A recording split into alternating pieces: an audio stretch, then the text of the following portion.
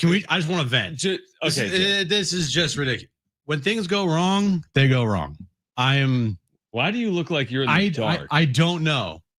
Stupid YouTube's not working. Stupid StreamYard's not working. My stupid camera's not working. We got stupid stuff that is, happening outside of the show that's confusing and stupid. Everything is stupid right now. I don't know. I agree. Sometimes you do need to vent. Sometimes you can't just keep it in. You got to let it out, man. I do agree with that. So we'll make this all work potentially. What is this? This is going to be the best 4-hour show we've ever done by the time it's over. The dumbest thing ever. Remember, it's someone's first time ever listening to us. Congratulations. Congratulations. When I worked, have you ever seen that sign? It's like a tourism or hospitality sign. It's like, hey, it's someone's first trip to Disney. Like, hey, Daffy Duck, make sure to do your best Daffy today because it's someone's first trip. So it's someone's first time listening. There's a lot to get into. I'll let Jim he can spend 45 minutes on Travis and Taylor. We'll do that at some point. I could. Coming up. I'm not going to right now. Later in the show I will, but right now I'm mad. Padres keep losing. They're back in second place. Nothing's working. I'm mad right now. All right. I can be mad, right? You can be mad, but let's do the show.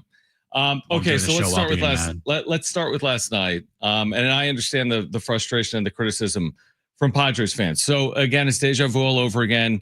They took a 1-game lead in the division heading to Dodger Stadium. They lost 3 straight games.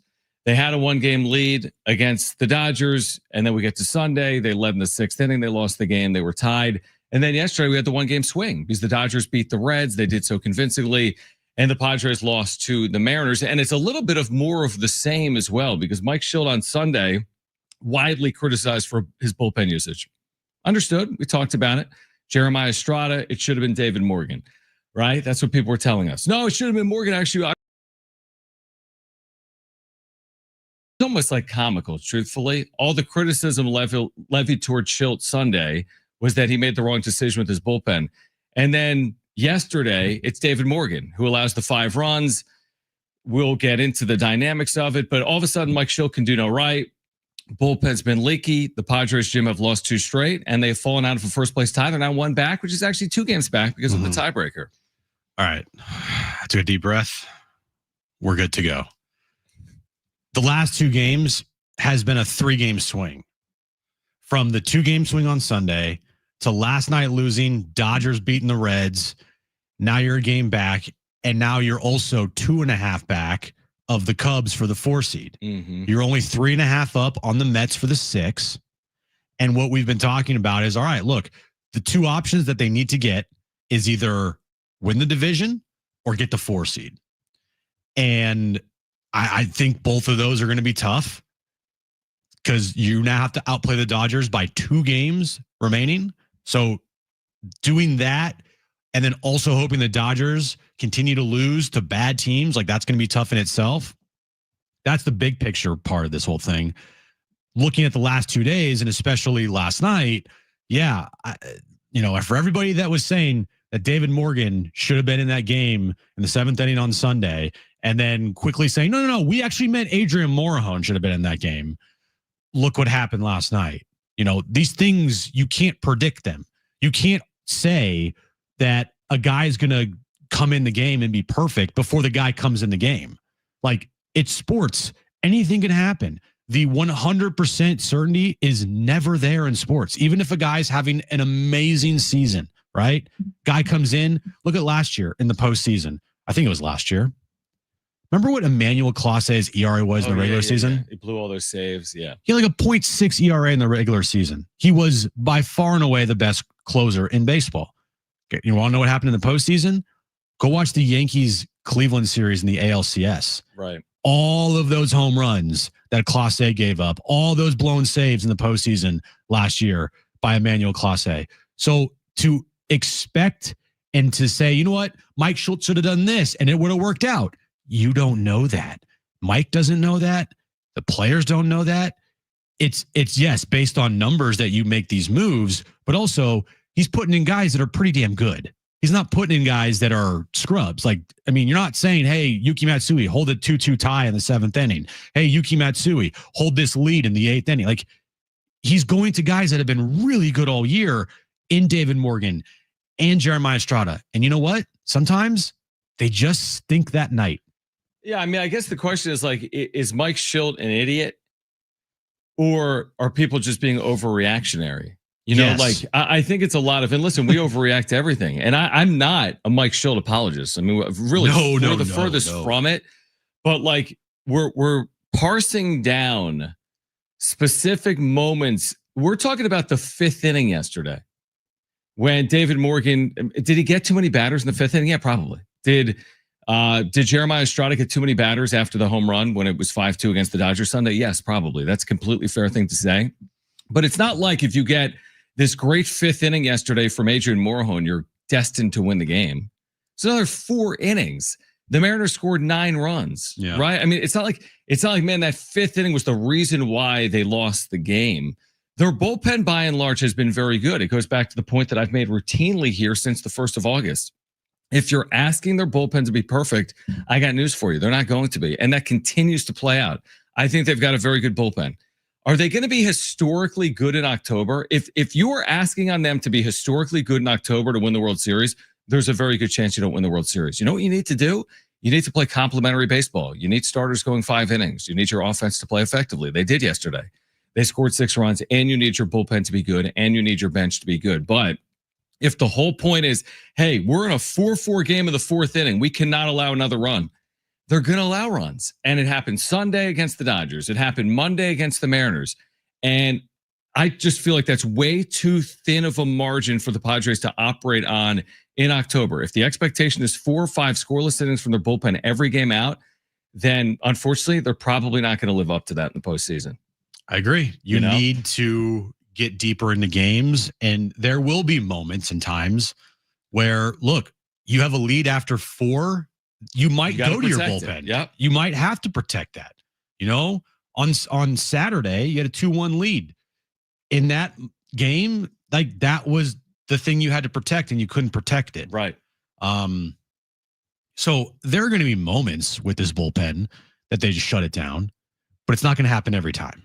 And the last 2 nights, it's, you know, their bullpen has come in and laid an egg and blew up, and it's cost them. Mm-hmm. It's a 3-game swing over the last 2 days with this Padres team, going from in first place, or at least tied for first place, to a game back of the Dodgers, while the Dodgers also hold the tiebreaker. So this has been some crushing losses the last 2 nights. And I do think that this is uncharted territory for all Padres fans. For us, it's all uncharted territory, because this is the latest in the season since 2010. No, 06 they won it, but 2010 they were also down to the final days of the season before the Giants beat them up at AT&T or Oracle or whatever it's called now. But you know, the Padres haven't experienced a pennant race / NL West division race this close heading into September since well over a decade ago. You know, last year kind of stumbled on us how, they're actually 3 back with 6 to play. Let's see what happens. And they were facing the Dodgers, and that was the triple play game. And it's like, oh my God, they're 2 back. And then the Dodgers won the next 2, and that just kind of ended that. But there's a legitimate chance that this team could win the division. And so I also think that it's, everyone's on high alert. Every win, every loss feels like either the greatest thing in the world or fire everybody, because every win and loss means so much, especially at this time of the year. Yeah, I agree with that from the fan base's perspective. I do. And then I think from the team perspective, it's like, can you play your best baseball when you need to play your best baseball? Like, it was great to start 14-3, but it doesn't win you a World Series. It was great to go 14-3 from late July into early August. Right. It doesn't win you a World Series. Can you play your best baseball when you have to? Now down the stretch to win a division, the difference is massive between winning this division and not, specifically for the Padres. And the reason I say it now is the Padres are completely different at home than they are on the road. They're like a below average team on the road. They're 5 games under. They are. It's a fact. So they're a below average team on the road, and they're unbelievable at home, like top 2 record in the sport at home. So I've said before, winning the division, whatever, the ultimate goal is winning a World Series, but I've watched the Padres in 2025, and I understand how challenging it's going to be if you put yourself in a position where you're the 5 seed because you lost the division by a game and you're going to Wrigley Field. And should you survive that, you now don't have home field and you're in Milwaukee. And should you survive that, you now don't have home field and you're playing the Dodgers. You know what I mean? You are asking for so much to go right in that scenario. So this is what I would say. You've played 14-3 baseball twice. We're going to need it one more time because you're now tracking. Well, you're going to need to. You're going to need an 8-2 stretch. Probably. You're going to need it. I mean, I'd love for them to stumble into it. I don't think it happens. I think if they go 17-13 down the stretch, they're asking the Dodgers to go 18-12. You know, I think if they go 16-14 down the stretch, the Dodgers will find their way to go 17-13. You have to put pressure on them. I think it might take a 20-10 finish. At least you're putting pressure on by going 20-10. Anything other than that, remember the Dodgers can play 2 games worse than you. Would have to play 2 games worse.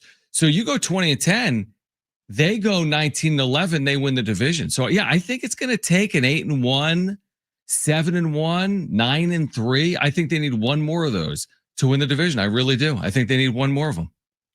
And the good news is the schedule lines up for you to do that. You just have to go out and take care of business. After this Mariners series, your tough stretch in August is over. Now the run of you playing a bunch of bad teams begins. And can you take advantage of that? You know, we'll see what happens the next 2 nights.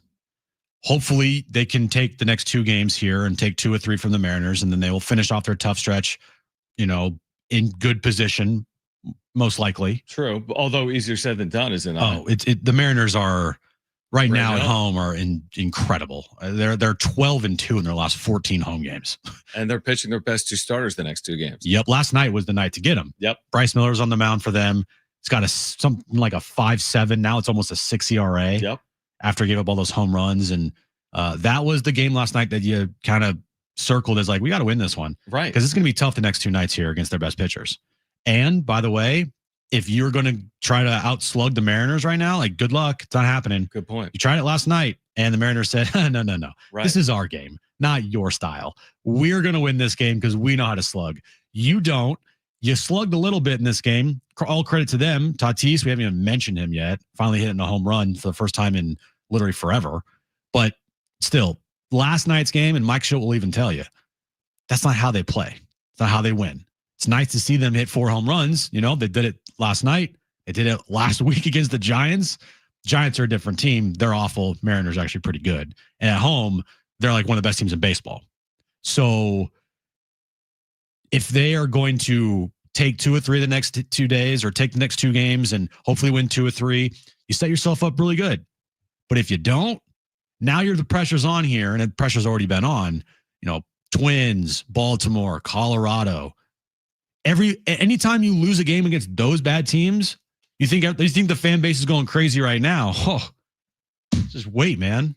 I truly believe the more I think about it, I think they need another 9-1 in them to get past the Dodgers, create more than a game of separation. I think they're going to need a stretch in them where they go, 9-2 over 11 games to feel good about their chances of potentially winning this division. How big it is for the Padres to potentially win this division in 2025. If you missed Aaron Goldsmith, longtime voice of the Mariners, you're going to hear a conversation coming up at 2:30. Darnay Tripp is going to join us coming up at 4:30. More on some of the positives on the other side, including Fernando Tatis Jr. getting off the schneid. He had not homered in over a month. We'll react to that on the other side. We'll hear from Sean Lewis later this hour as well, something he said this week at his pregame media availability. We're here until 6 p.m. This is Jon and Jim, San Diego Sports 760, live on the iHeartRadio app.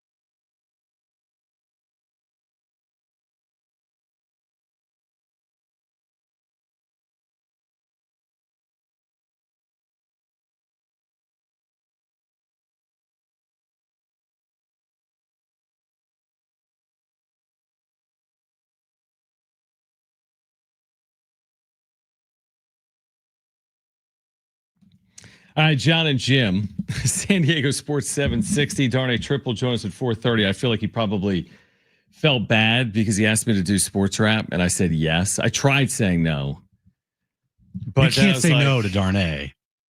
I know, because he's done 50 conversations with us, and I've done 2 with him. So basically, we're plus 48. But he said no to us last time, so I'm like, I'm out. He told us, though, he was going to tell us no. Next time we asked him, he said he was going to tell us no. And he did. But then he asked me after he had said no, and I'm like, okay, I'll do it. So anyway, Darnay's going to join us coming up at 4:30. Oh, here's the point I wanted to make, Jim. Okay. I took the bait. I hate Story of my life. I hate to even admit this. I was on YouTube. You know how YouTube suggests videos for you? Uh-huh. And the video title was the Mookie Betts podcast of how, like, Padres and Dodgers are the best rivalry in the sport. From when? Yesterday. Wait, what? Mookie Betts with Will Smith from their hotel in San Diego. We should play the audio. But couldn't get a Padre player on? Exactly. I think they probably said no after the way this has played out the last couple of years. So it was Mookie Betts and Will Smith. And in the conversation, I only listened to the first 15 minutes because I think they moved on from the conversation. It was basically about how Padres Dodgers has become the best rivalry. Well, 2 things from the conversation. He asked Will Smith, do you think this is the best rivalry in the sport? He said no. Huh, okay. Because he said the history of Yankees Red Sox is I said, okay, I understand from a historical perspective, sure. Yeah, but that's not the question. It wasn't really the question. But here was the other thing. You can't acknowledge anything Padres. He really can't. Will Smith completely and I respect it because Mookie Betts honestly is cool with it. He was the one like brings it up. He's like, oh, it's like the best. I love Planet Petco. But here was the thing that I took away from it. The thing I took away from it was that that the Padres pushing them is now getting them going. He's like, we've had so many of these years. I've made this point a lot that the Dodgers have had years where they'll win a division by 10 or 15 games, but they falter in the postseason. Where a year ago, for example, they were actually in a division race, whether we like to admit to it or not, right? The Padres were hanging around, and then that pushed the Dodgers to get over the top. They basically said the same thing this time around, which is like, they both were like, I'm glad the Padres have played as well as we have because we need something to get into our next gear. And now that we're in this like dogfight, neck and neck with a month to play, this is probably better for our chances of winning now and in the postseason, which I thought was kind of an interesting way to look at it. Remember, we head into the last weekend. We're like, do the Dodgers need the Padres to get going? And honestly, on the other side of it, I'd be compelled to say maybe the Dodgers do need the Padres to get going. I can buy it. I can totally buy it. When you're on autopilot for as long as you are, and you have won as many games as you've won, and won as many divisions as you won, you need some type of external motivation to get you back up. Like when you're on top for how many straight years?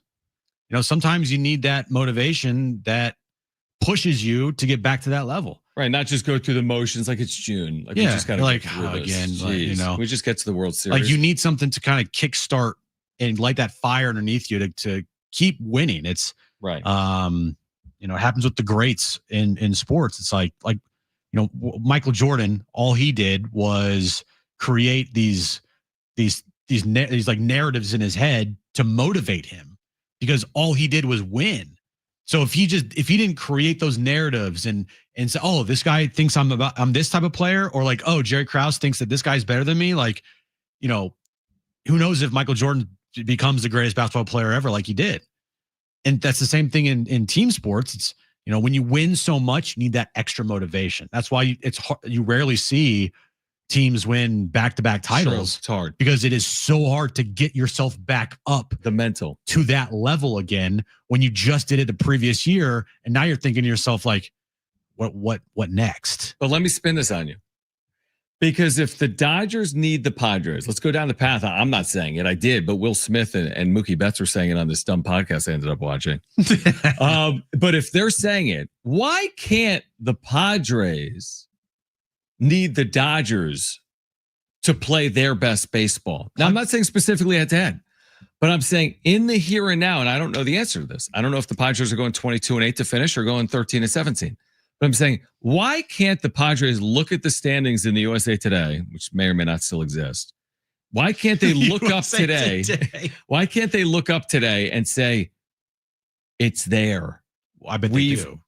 But why can't they take advantage of it? Well, there's still 30 games remaining. I know. Or that's why I say I don't know. There's 30. We don't know. They don't need the Dodgers to have any motivation. The motivation is when they see how close they are to the top of the division and they have 30 games remaining. That's the motivation they need. But can they capitalize on it? We don't know. But if they don't capitalize on it, don't you agree? No. Really? If they don't capitalize on it. Well, then they'll never capitalize on it, So what are you trying to say? If they don't capitalize on it, then the Dodgers aren't something that motivated them? No, I'm saying if they don't capitalize on it, isn't it saying something about them? How can you not, is my point. When you're Manny Machado and you've been here for 7 years. Well, how could you not is very easy. It's that they don't play as well as the Dodgers play.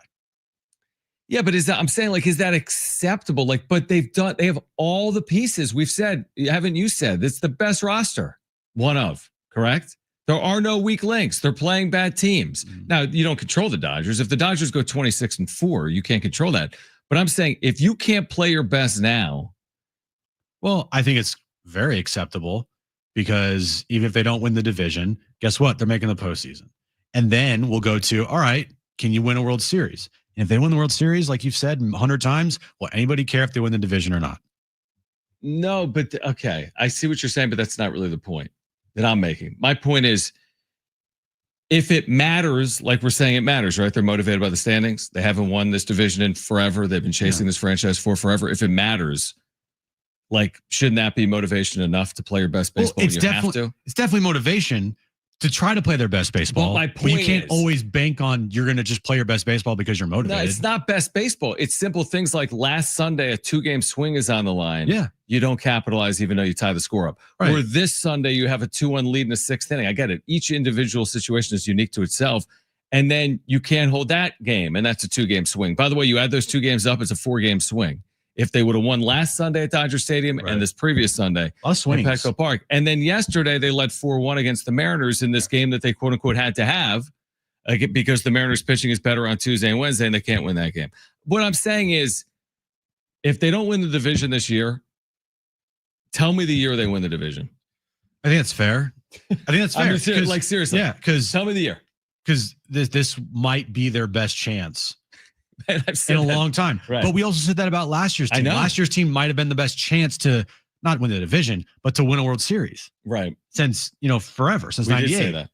And guess what happened? Just 1 year later, they're back in maybe even a better position. So, that's the same argument that, not the same, but it's kind of the same of, well, you should have pitched this guy instead of this guy. And if that guy pitched, then everything would have been better. It's like, you don't know that. Nobody knows that. Nobody knows if next year they have a better or worse chance than they do right now. Right. So to definitively say like, oh, this is their best chance to win the division in, 16 years or whatever it is, we don't know. I mean, as of right now, it's their best chance because we don't know what's going to happen in the future. So yeah, we can say as of right now, in the last 16 years, this is their best chance to win the division and go out and take it. And if they don't take it, well, then the consolation prize is they make the postseason still. And the consolation prize could also be they get a home playoff series in the wild card round if they get the 4 seed. And then the other consolation prize is, well, they can still win a World Series. I'll tell you why it's their best chance in potentially a long time on the other side of this break. We'll play Aaron Goldsmith, our conversation with the voice of the Mariners at 3 p.m. We'll hear from Sean Lewis later this hour, but I'll tell you why this is the year the Padres need to capitalize on. I'll explain that on the other side. This is Jon Jim, San Diego Sports 760 live on the iHeartRadio app.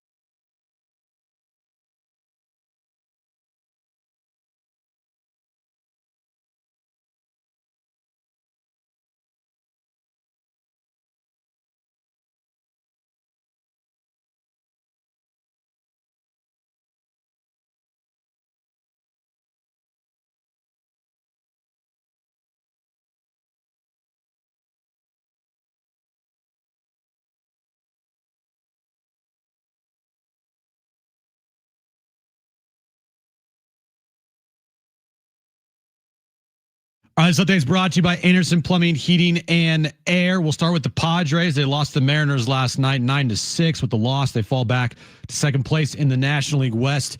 With the Dodgers winning last night over the Reds. Game 2 of their 3-game series versus the Mariners is tonight, 6:40. First pitch, Dylan Cease on the mound for the Padres. He is winless on the road this year. And tonight is the Sean Lewis Coaches Show with John Rich and Coach Lewis as they get you ready for the regular season opener on Thursday at Snapdragon Stadium against Stony Brook.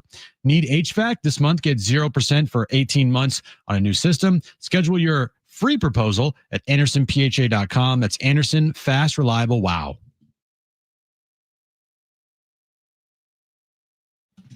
All right, Jon and Jim, San Diego Sports 760. We'll hear from Sean Lewis on the Aztec chances to make a bowl game coming up in about 15 minutes.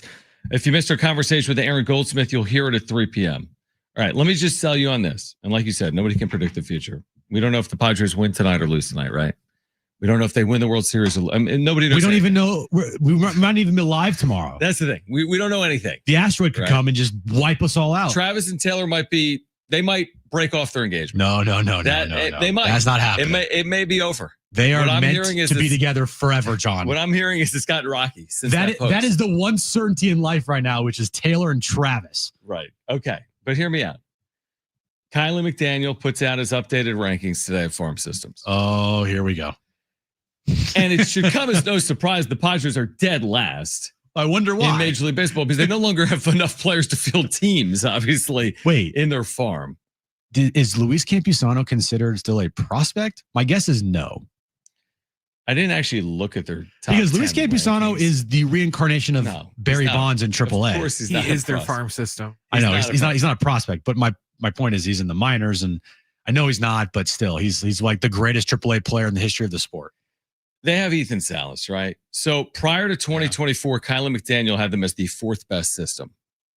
And what have they done? They've spun that for a ton. Yeah. I mean, a ton of major league players because of the, highly sought after prospects they had within their system. Now, make no mistake, you know what's going to happen. Preller with the 30th best farm system is going to turn this for major league talent as well in 2026. But this is my point, that you can't keep going to the well every July 31st and be like, Ramon Laureano, Ryan O'Hearn, Mason Miller, Freddie Fermin. You can't do it every year.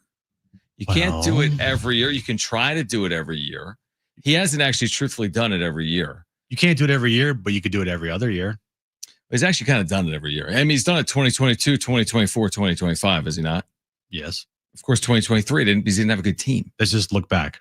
2020, he traded everybody. I mean, look at the Mariners bullpen. It's all former Padres, Brash and Munoz. Right. 2021 offseason, they traded for Snell, Musgrove, Darvish. All right. 2022, the Juan Soto trade. Hello. Yep. 2023, nothing. It was fake. They traded for nobody. 2024, they traded a lot of pieces that year. It wasn't just at the deadline. It was like throughout the entire season. And then this year, look what happened at the deadline. But can they keep doing it? My guess is if he's done it for this long over the last 5-6 years, the answer would be yes. With that level of return in major league players, I mean, it's possible. I mean, but it's also possible he can't, right? I mean, both things are possible. That was my point, that nobody knows. But his track record would lend you to believe that there's a better than 50% chance that either next year or the following year, AJ Preller will do, if he's still here, by the way, it's a huge talking point, probably will do kind of what he's been doing since, he got here and the team was in contention, which is build up the prospects and then trade away for talent. Time out. What's the huge talking point? If he's still here? Yeah. That's a huge talking point? In the offseason, if he doesn't get a contract extension, yeah. But is it a huge talking point if you think there's a chance he's not here if this team's in the postseason in a year? I don't know. I think that's maybe a bridge too far. I know that some people, I know you probably think that it's 100% certainty that he's going to get a contract extension. Well, I think if you talk about more likely than not. I would agree that he should get a contract extension for what he's done. Well, would you agree that it's more likely than not that he'll be here? Just like you said, it was more likely than not. Yeah, I would hope so. Yeah, I don't think there's really a realistic scenario where the Padres move on from AJ Preller. if he's in the postseason. This is the guy that just moved heaven and earth the last 5 years. I know. You just said. But, I mean, things do change very quickly, John.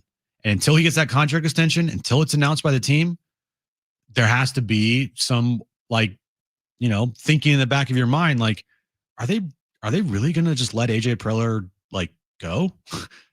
I hadn't thought as simply as that, as bluntly as like Preller's just going to, like, they're just going to let him go. Hey, his contract expired. They went 93 and 69, 3 straight years. Peace. Like, I hadn't thought about it like that. I thought, well, if things go haywire, but they didn't go haywire.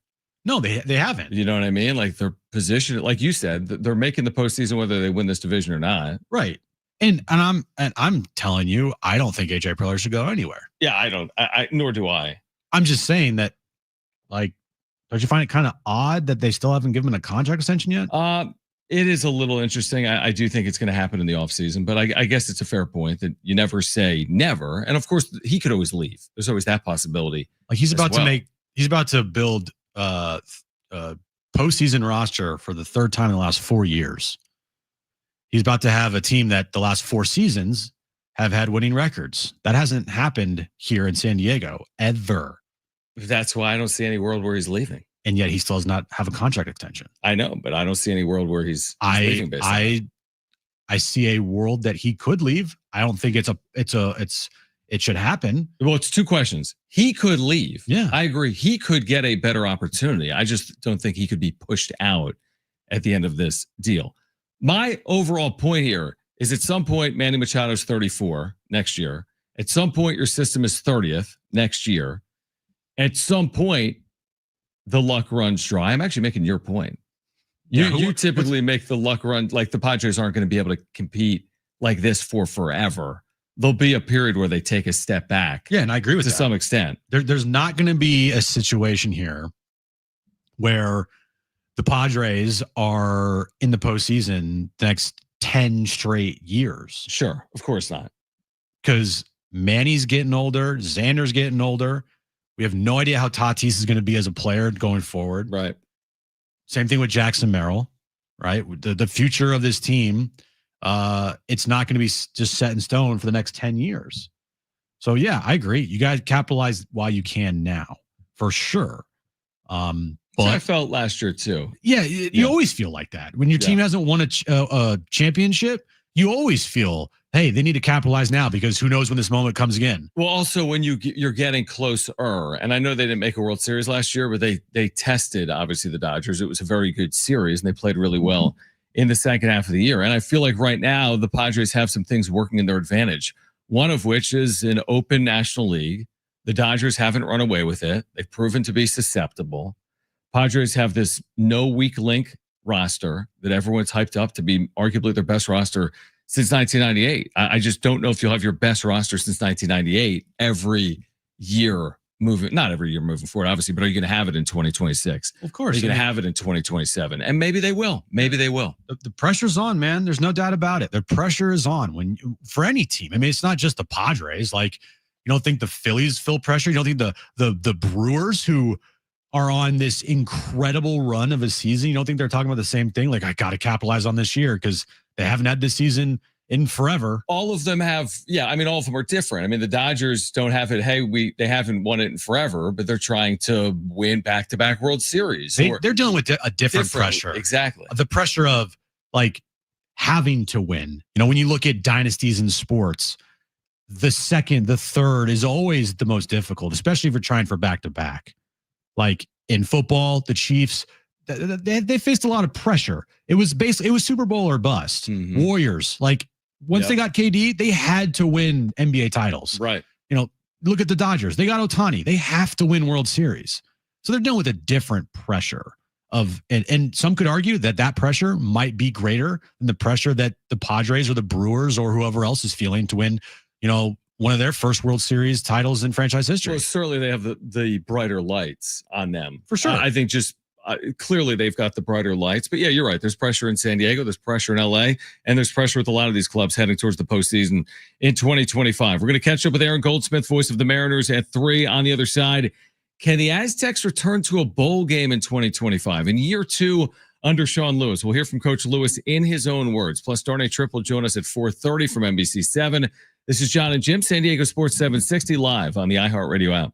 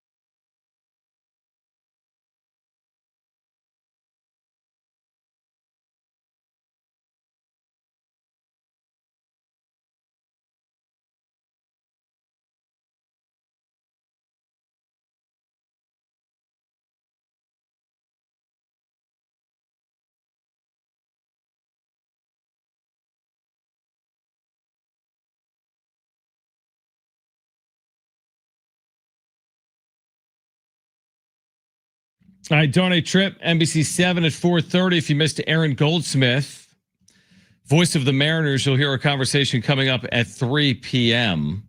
We have the Aztecs opener Thursday at 7:05. Pregame coverage will begin at 5 from outside Snapdragon Stadium, which means we've got a shortened Jon and Jim, actually, on Thursday from 2 to 5. So Jim's got a short show on Thursday. Oh, man. Nobody else does. I'll be working. Brent will be working. But you have a show from 2 to 5 Thursday. So make plans with Aaron. I will. You guys can watch the Travis and Taylor, how the photos were taken and how, because of the light that they used, it actually is signaling her 14th album coming out in 2029. Is this the worst day of your life, Brent? I'm going to have the show on mute for big chunks today. Is it the best day of your life? That's not the best. I mean, I just don't. I don't know, whatever. No, I'm entertaining it all day. But what's your primary takeaway from Taylor and Travis? Right. That it basically just was the most random announcement ever. Like usually, how'd they announce it? On Instagram. It's one of those things where like she's so meticulous with all of her announcements that everything has a meaning. Every announcement is planned. Right. And everything is just an album. Is the engagement? Right. Not that anybody knows of. Okay. Because everyone first was like, all right, what's the date? It's 8/26. What do those numbers mean? Right. Right. Like the timing of it. It's just like random. I kind of find it funny to think, was Taylor just like sitting there and like, all right, time to post my engagement like announcement to her 280 million followers on Instagram. So she in the entire world. Is it a collaboration with Travis Kelce? Yeah, it's a collab with Travis Kelce. It's her post. I mean, it looks like it's her post. Like it says Taylor Swift. So I'm just like, it's just funny to think Taylor's probably just sitting there at her house, like, all right, time to post our engagement. Like everyone else, I guess. She used her own song that she wrote for Travis as like the song for the photo. Right. So they're real people too. Yeah, they are. When's the wedding? I don't know. Did the ring though? Oh my God. He spent some money on it? People are saying it's like a $500,000 ring. Is it? I know. I kind of was surprised by that. I was like, it's Taylor Swift. Don't you think you gotta get that thing up to over $1 million, buddy? All right, so it's officially official. You know the person on you're not on TikTok as much as, but me and Darnay, we actually follow this one guy on TikTok who can find any place in the world by just seeing a picture for like a half a second. Okay, he's incredible at finding where places are, where people like, hey, where's this picture located? And he'll just like be like, oh, the color of the sky points me to Africa or something. Right. And he gets it right like all the time. So where was it? I don't know, but I'm saying that someone needs to give this photo to this guy. Got you. To find out where this engagement happened. Yeah, it's a really good point. Because I bet you can find it. Doing the deep dive, I'm sure. Like, they're looking at like metadata to determine the second these photos were taken and from where. And then people are kind of speculating like, when did this happen? It wasn't just... It didn't happen like on Sunday and then all of a sudden Tuesday, she's like, let me post my engagement. Like what? I mean, it is among the more viral sports plus entertainment stories ever. It's basically like a royalty type situation that's played out. Yeah. Right? Yeah. It has the makings of that, the attention that it's received. It right now in 5 hours has 18 million likes, 7 million shares. Insane. It's got to be one of the most liked Instagram posts, or it will become in the first 24 hours. Like it's only been 5 hours and you're nearing 20 million likes. It's kind of crazy that, that just dropped on a random Tuesday. I mean, I guess it was always going to be random, probably, like an engagement is never going to be like, hey, tune in at 5 o'clock on Thursday. Right. Like it was always going to be like, but now the unexpected. Yeah, now everyone's like, oh, when's the wedding and where's the wedding going to be? Right. And of course, like my wife is going. She's like, oh my God, I know. But I think I'm more excited than her. I can tell. All right, let's hear from Sean Lewis. All right, this was yesterday. He spoke with the media for about 40 minutes. Actually, yesterday. You're going to hear the Sean Lewis show coming up at 6 p.m. By the way, 1 full hour. Me, Rich, and the head coach of the Aztecs getting you ready for Thursday. This was yesterday. I love this back and forth. This is. Sean Lewis, is the question in here, Brent? You can kind of hear it. It's about, can San Diego State make a bowl game? Listen to him. Can this team make a bowl? Hell yeah. You guys want me to elaborate on that? Yeah, I'm confident in this team. I'm confident in the work that we've done. There's something special that's brewing in this building that I'm really excited to unleash on Thursday night. And we got to do that one step at a time. Right. But we all know what the standards and the expectations are around here. And it was one of the most exciting reasons why I took this job. Right. And so, yeah, we have a standard to uphold, and we've been working relentlessly to get the talent in the building, to make sure that talent and the mindset is right for us to be able to go do what we're capable of doing. So hell yeah. I told Jamie on the way in I wouldn't say another word. So hell yeah, we can make a bowl game. That's a strong words.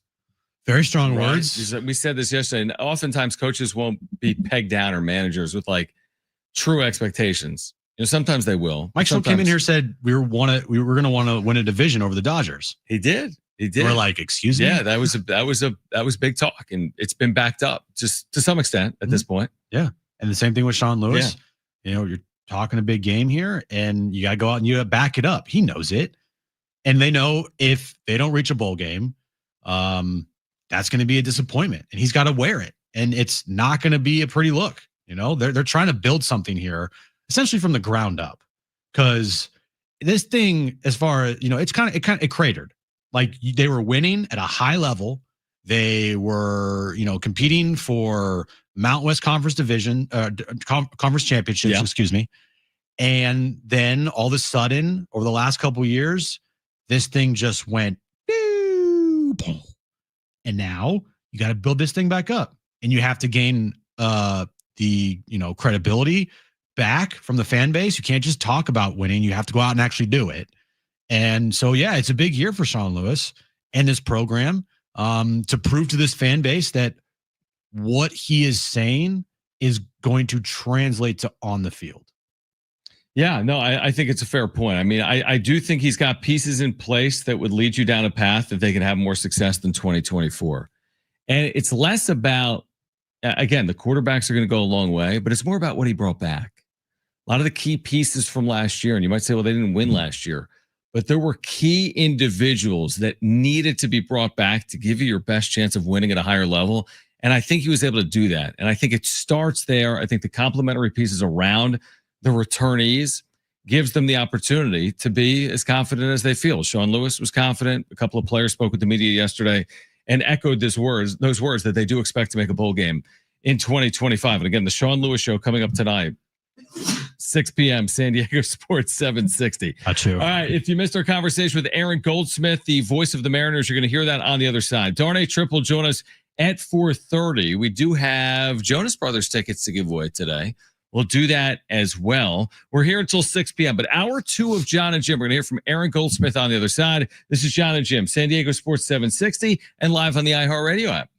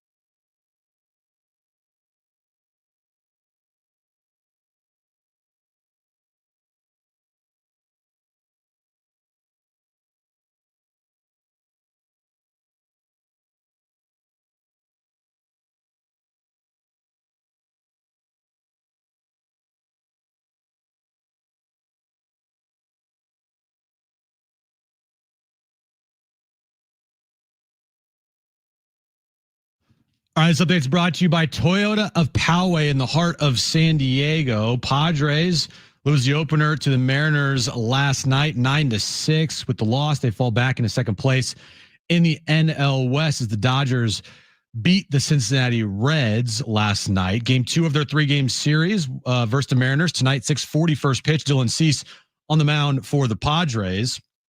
And tonight is the Sean Lewis's Coaches Show with John Rich and Coach Lewis as they get you ready for the season opener this Thursday at Snapdragon Stadium versus Stony Brook. Toyota of Poway has been voted San Diego's #1 Toyota dealer by the USA Today with APRS as low as 0% and tons of new Toyotas on the ground. There's no better time to buy now during the Labor Day sales event, only at Toyota of Poway in the heart of San Diego. Previously on Jon and Jim. It's not like Judge is doing something beyond judging, so to speak. He's being judged, but it's not even the best season of Judge's career, so I got to give it to Cal Raleigh because of that. Look at Judge's career. I mean, this is a damn good season. Judge has had 2 better seasons than this. Last year, 58 and 144, 36 doubles. Like, that's an MVP season. If Judge ends the year with, say, 47 home runs and Cal Raleigh ends the year with 58, 59 home runs, especially at the position that he's playing, catcher, it's a premium position. Oh, yeah. I think you have to look at that and it be the deciding factor here. Now, live from the studios of San Diego Sports 760, it's Jon and Jim.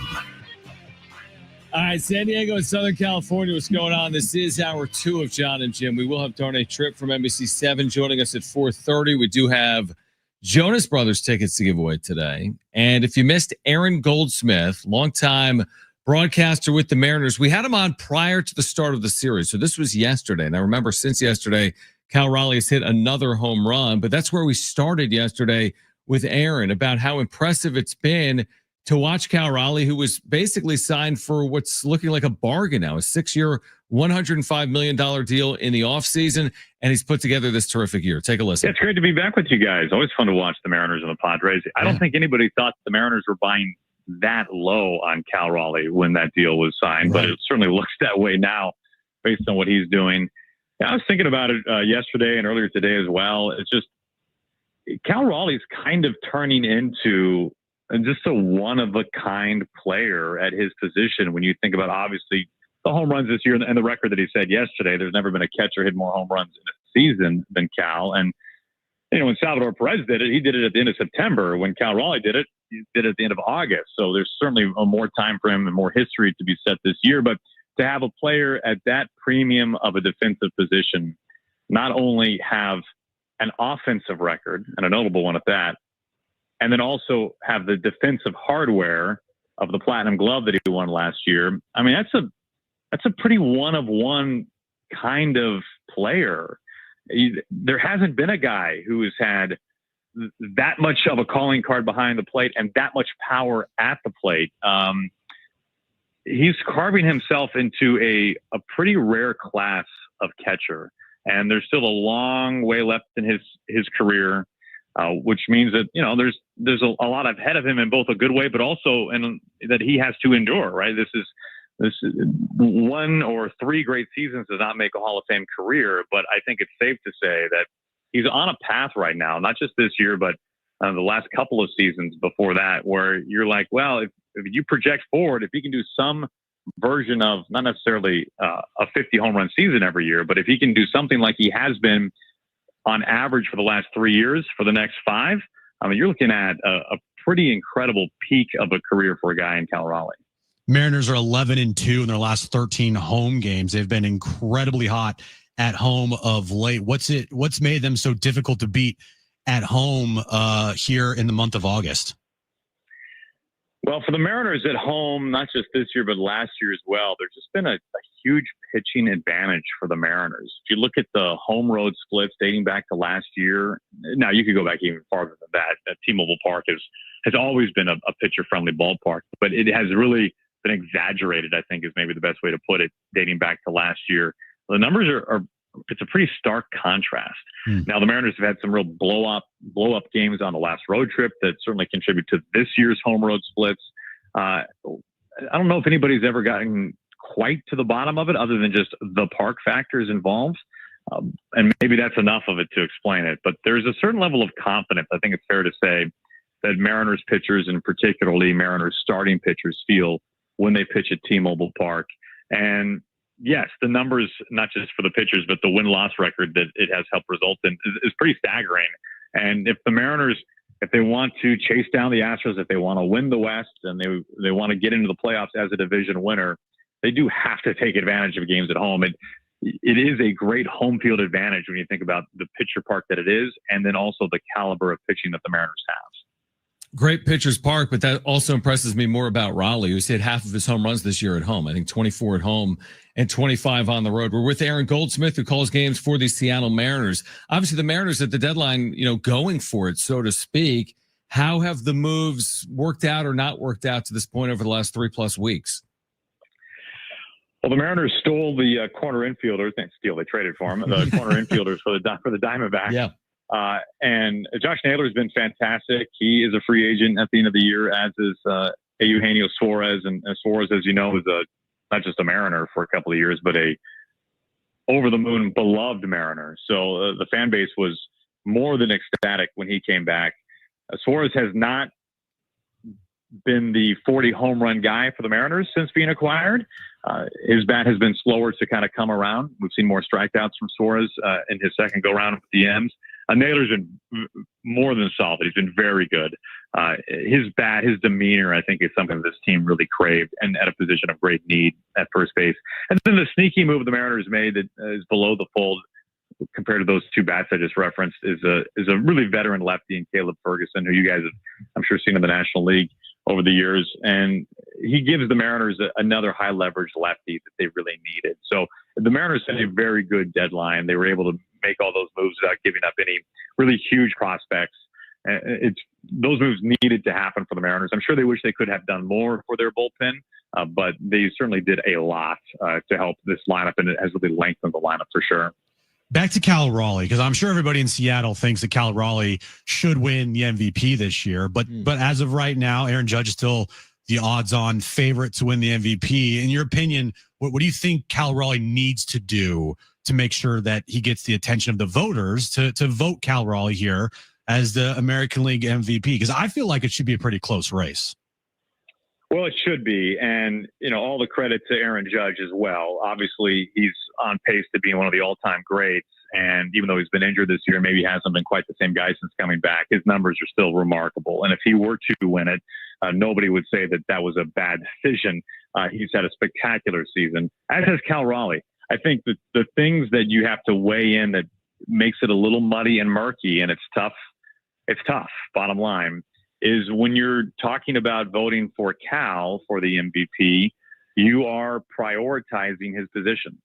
And you are prioritizing the fact that you are seeing truly an all-time, one-of-a-kind season at a position that, not just historically, but like all-time historically, has been the outlier worst offensive position in the history of Major League Baseball. So to get that from the catcher position, from a guy who has won a Platinum Glove. Now, he might not win a Platinum Glove this year, but even if he's not to that caliber, I think most would agree he's still a very good, very impactful defensive catcher. And so I think you're really prioritizing the position that he plays, the work that he does on both sides of the ball, and we'll see where he ends up in the home run record or home run march. But I mean, he has a chance to get to 60 home runs. He has a chance to tie, if not set, the all-time American League record. Now, that would take a lot. He's on a 60 homer pace, but he's certainly capable of that. But I think the flashing red light for Cal Raleigh will be, what does the final home run tally look like for him? And that will help push him more than anything else. It's interesting you say it, because the Griffey mark in Seattle is what? 56, which he did twice. So, okay, Griffey's done 56. What's the most home runs ever hit by a switch hitter in the history of baseball, right? Yeah, so that's coming up as well. That's Mickey Mantle. He had 52, and then 54. He's coming up on it. So ish. So I mean, yeah, he's already broken. I mean, the records that he's broken this year are stunning. And I'll give you one quick peek behind the curtain from an at-bat earlier this year from Cal Raleigh. he had an at-bat where if he would have homered in that particular at-bat, I'm on the pushing the talk back button with my producer, and I'm like, hey, I'm going to make sure I'm getting all this right. And we're going back and forth as the at-bat's going on. It would have set the Mariners record for most multi-homer games in a season. It would have set the switch hitting record, passing Mickey Mantle, for the most multi-homer games in a season. It would have been the second time this year and the sixth time in his career that he would have homered from both sides of the plate. And I think that one would have might have tied Salvador Perez for the all-time catcher record. So, I mean, that's insane. What we're talking about here, guys. I mean, the laundry list of not just greats, but inner circle greats that he has passed or potentially will pass this year. It's very tough to keep up with. It's a great problem to have for everybody involved. It's a truly one of a lifetime kind of seasons that we're watching unfold. Yeah, and I'm sorry if you set the switch hitting all-time mark for home runs hit in a year, surpassing Mickey Mantle, you're the American League MVP. We'll see if it plays out that way or not. Aaron, one more for me before you go. Again, Mariners and Padres coming up. We appreciate you taking time. Julio Rodriguez is like a tale of 2 years, right? He's been scorching hot, or he's been a lot hotter since the middle of July. He wasn't necessarily that hitter the first couple months of the year. What's played out here over the last 6-7 weeks? This is the tale of Julio Rodriguez. This happens every year. You can go back and you can find a line of demarcation almost every season. Now, maybe the rookie season for him is a little murkier in that regard. He got much better after the first month of the year, many years ago when he was just a 21-year-old. But for the last, call it maybe 3 seasons now, once it turns into July, once you start to flirt with the All-Star break, all of a sudden, it's a completely different player. When you saw him last, everything was on the ground to third base. I mean, honestly, we would go, and I mean this sincerely, we would go weeks at a time, and you would not see Julio Rodriguez pull a ball in the air with authority. It didn't happen. And he gets a couple hundred at-bats under his belt. You start to get into the warmer months, and then it switches. The last 3 games before the All-Star break, he homered in all 3 games. And then he came out of the All-Star break, and he just picked up where he left off. And now he's the Julio Rodriguez that is on billboards and is marketed by Major League Baseball and is one of the most likable stars in the game. And he's hitting home runs to the second deck and stinging doubles the opposite way. I mean, this is not the time you want to face Julio Rodriguez. And that's a perennial thing, an annual thing for Julio. Well, we're excited for this series. Again, both teams hopefully heading to the postseason here in 2025. A critical late August series in Seattle between the Padres and the Mariners. And Aaron, we appreciate you taking time for us. Be well. Have a good call this weekend. We'll do it again, all right? Hey, it's always great talking to you guys. Should be a fun one. Thanks so much. All right, that was from prior to last night's game 1 between the Padres and the Mariners, where Cal Raleigh hit his 50th home run, by the way, of the season. 4 shy of equaling the most ever hit by a switch hitter in a season, 6 shy of equaling Ken Griffey Jr.'s franchise mark in a season of 56. He's going to get it, right? The franchise mark? Yeah. It seems like it. So he's 7 from setting it himself, 7 in the last month. Seems pretty realistic. This is the greatest season from a catcher in baseball history, right? Offensively. He's hitting 240 something, but the power has never been matched. No. You know? Yeah. And he plays great defense behind the plate. Yep. He's a former Platinum Glove winner. So it's not just the power. Like, he's not just a one-dimensional player. On cue, he's now moved to the favorite to win American League MVP in one day by hitting his 50th. He went from plus 135 to minus 120. So according to ESPN Bet, he's now the favorite, a slight favorite over Aaron Judge to win the AL MVP. Good. I like that. Makes sense. It does make sense. We were just talking about. Yeah. And Aaron Judge has had a great season. But, you know, Cal Raleigh, what he's doing right now, he deserves. I agree. I think at this moment to win the MVP, unless Aaron Judge hits like 12 homers in the month of September and, you know, finishes the year with 50 plus homers again, and Cal Raleigh finishes with like 56 or 57. You know, if they're close, it probably will go to Judge. But at this moment in time, I think that Cal holds the edge here.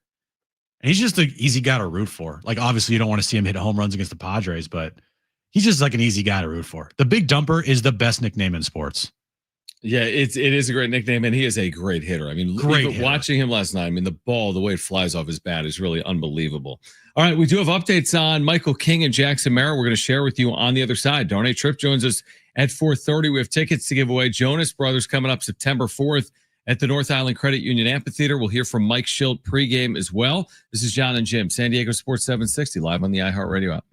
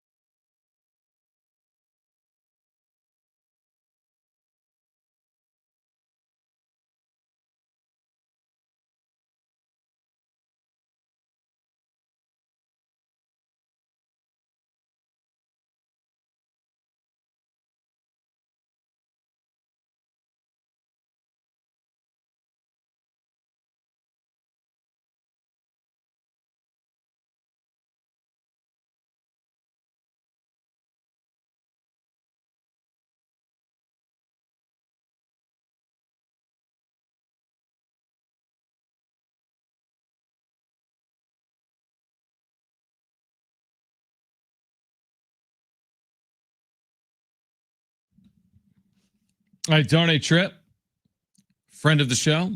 Jonas coming up at 4:30. What was that? I did the quotations. Friend of the show.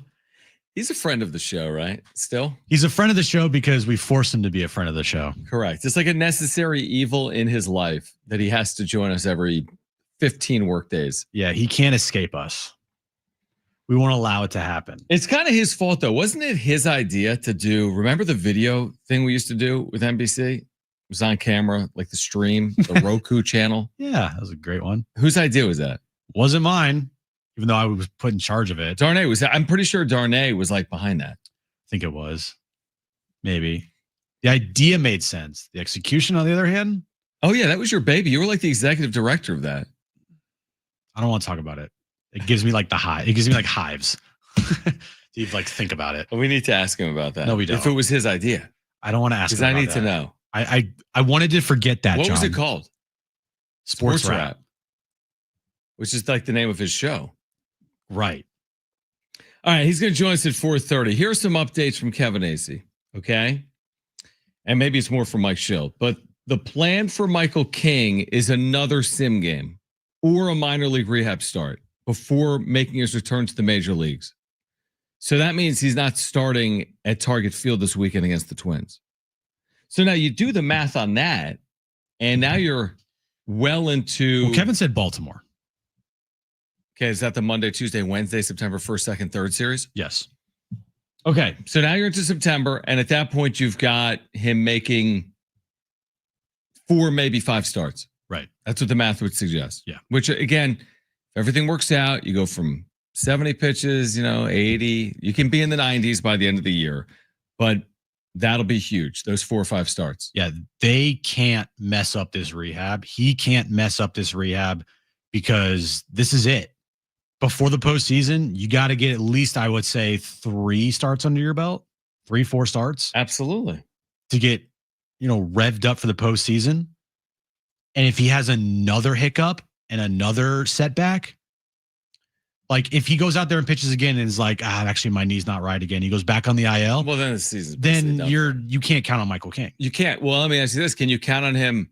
Let's say he goes out there, makes 5 starts, and the first one is 4 innings, and the second one is 5 innings, and the last 2-ish are 5 to 6 innings for Michael King. And let's just say the numbers are good, right? Like they're good, but they're not like he's not gonna have a 1-1 in those 5 starts. But he's got a 3.29 in those 5 starts. Is very good. Are you fully trustworthy? And he's your lead horse into the postseason. Well, your lead horse into the postseason is Nick Pivetta.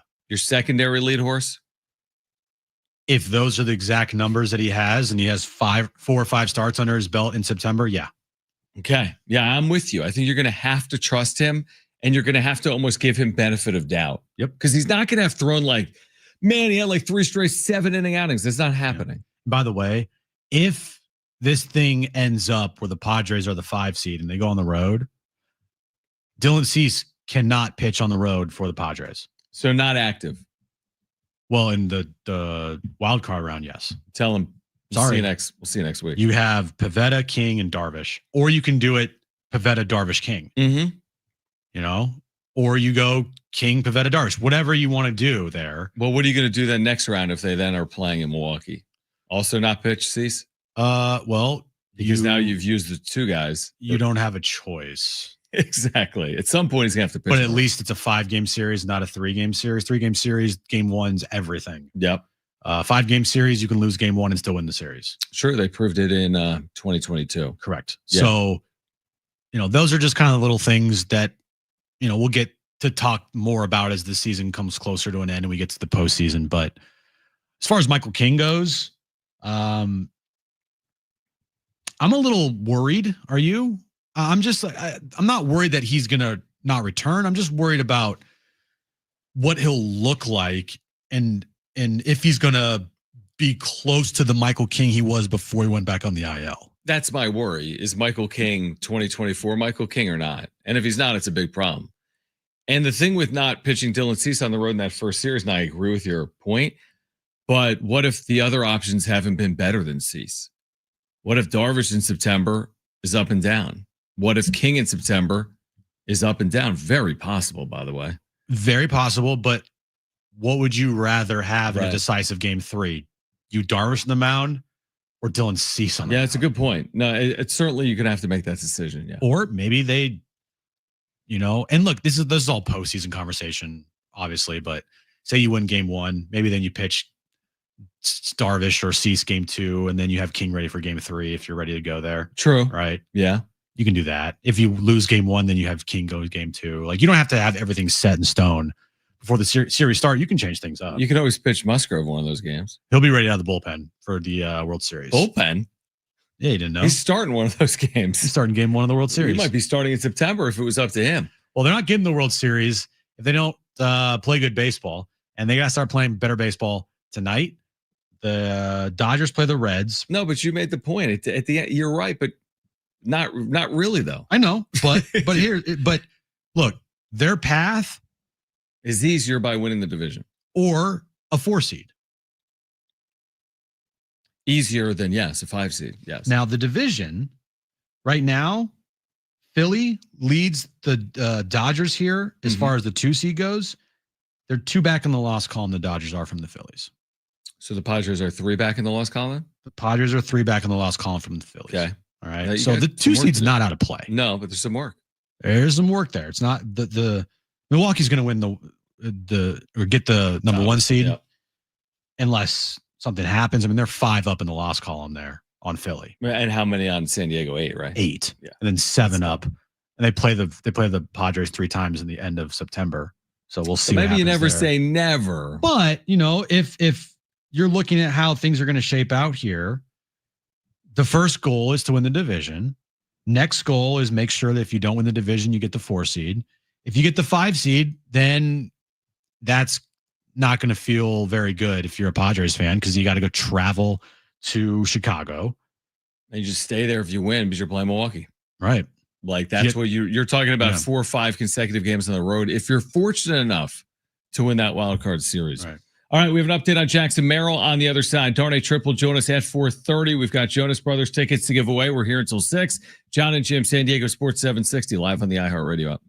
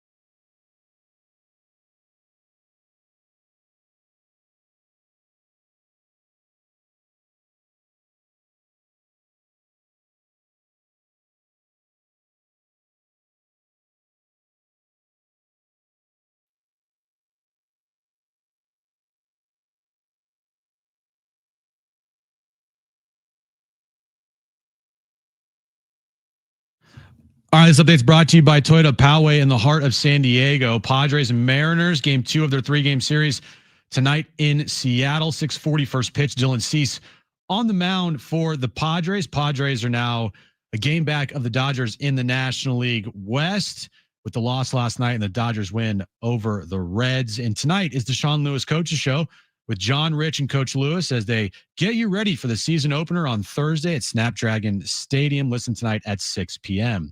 Toyota of Poway has been voted San Diego's #1 Toyota dealer by USA Today with APRs as low as 0% and tons of new Toyotas on the ground. There's no better time to buy now during the Labor Day sales event only at Toyota of Poway in the heart of San Diego.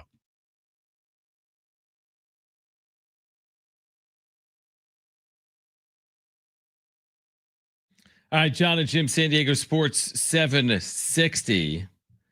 I think a lineup is out because they've posted a lineup. That was the giveaway, that they posted the lineup online. So the lineup is out. Oh, you know what? Dude. Yeah. We have completely buried the lead. Which is what? We're an hour and a half in. We haven't mentioned that the Padres lost the Vetter Cup last night. Oh, that's true. What are we doing?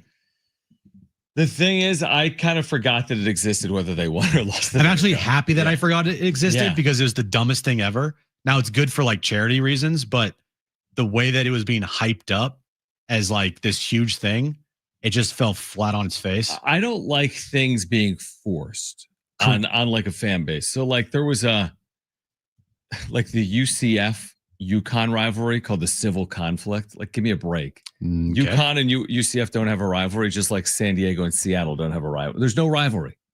There's no rivalry. So I don't get it. I don't know who cares. Does the Padres, or excuse me, is the Mariners clubhouse celebrating this? Where does the guitar go? Because I know the guitar looks pretty cool. I guess it goes in Seattle's ballpark. My guess is the only person or one of the only people that actually is upset about not winning that guitar in the Vetter Cup has to be Eric Krupner. You love saying that. Was it his idea to have the Vetter Cup?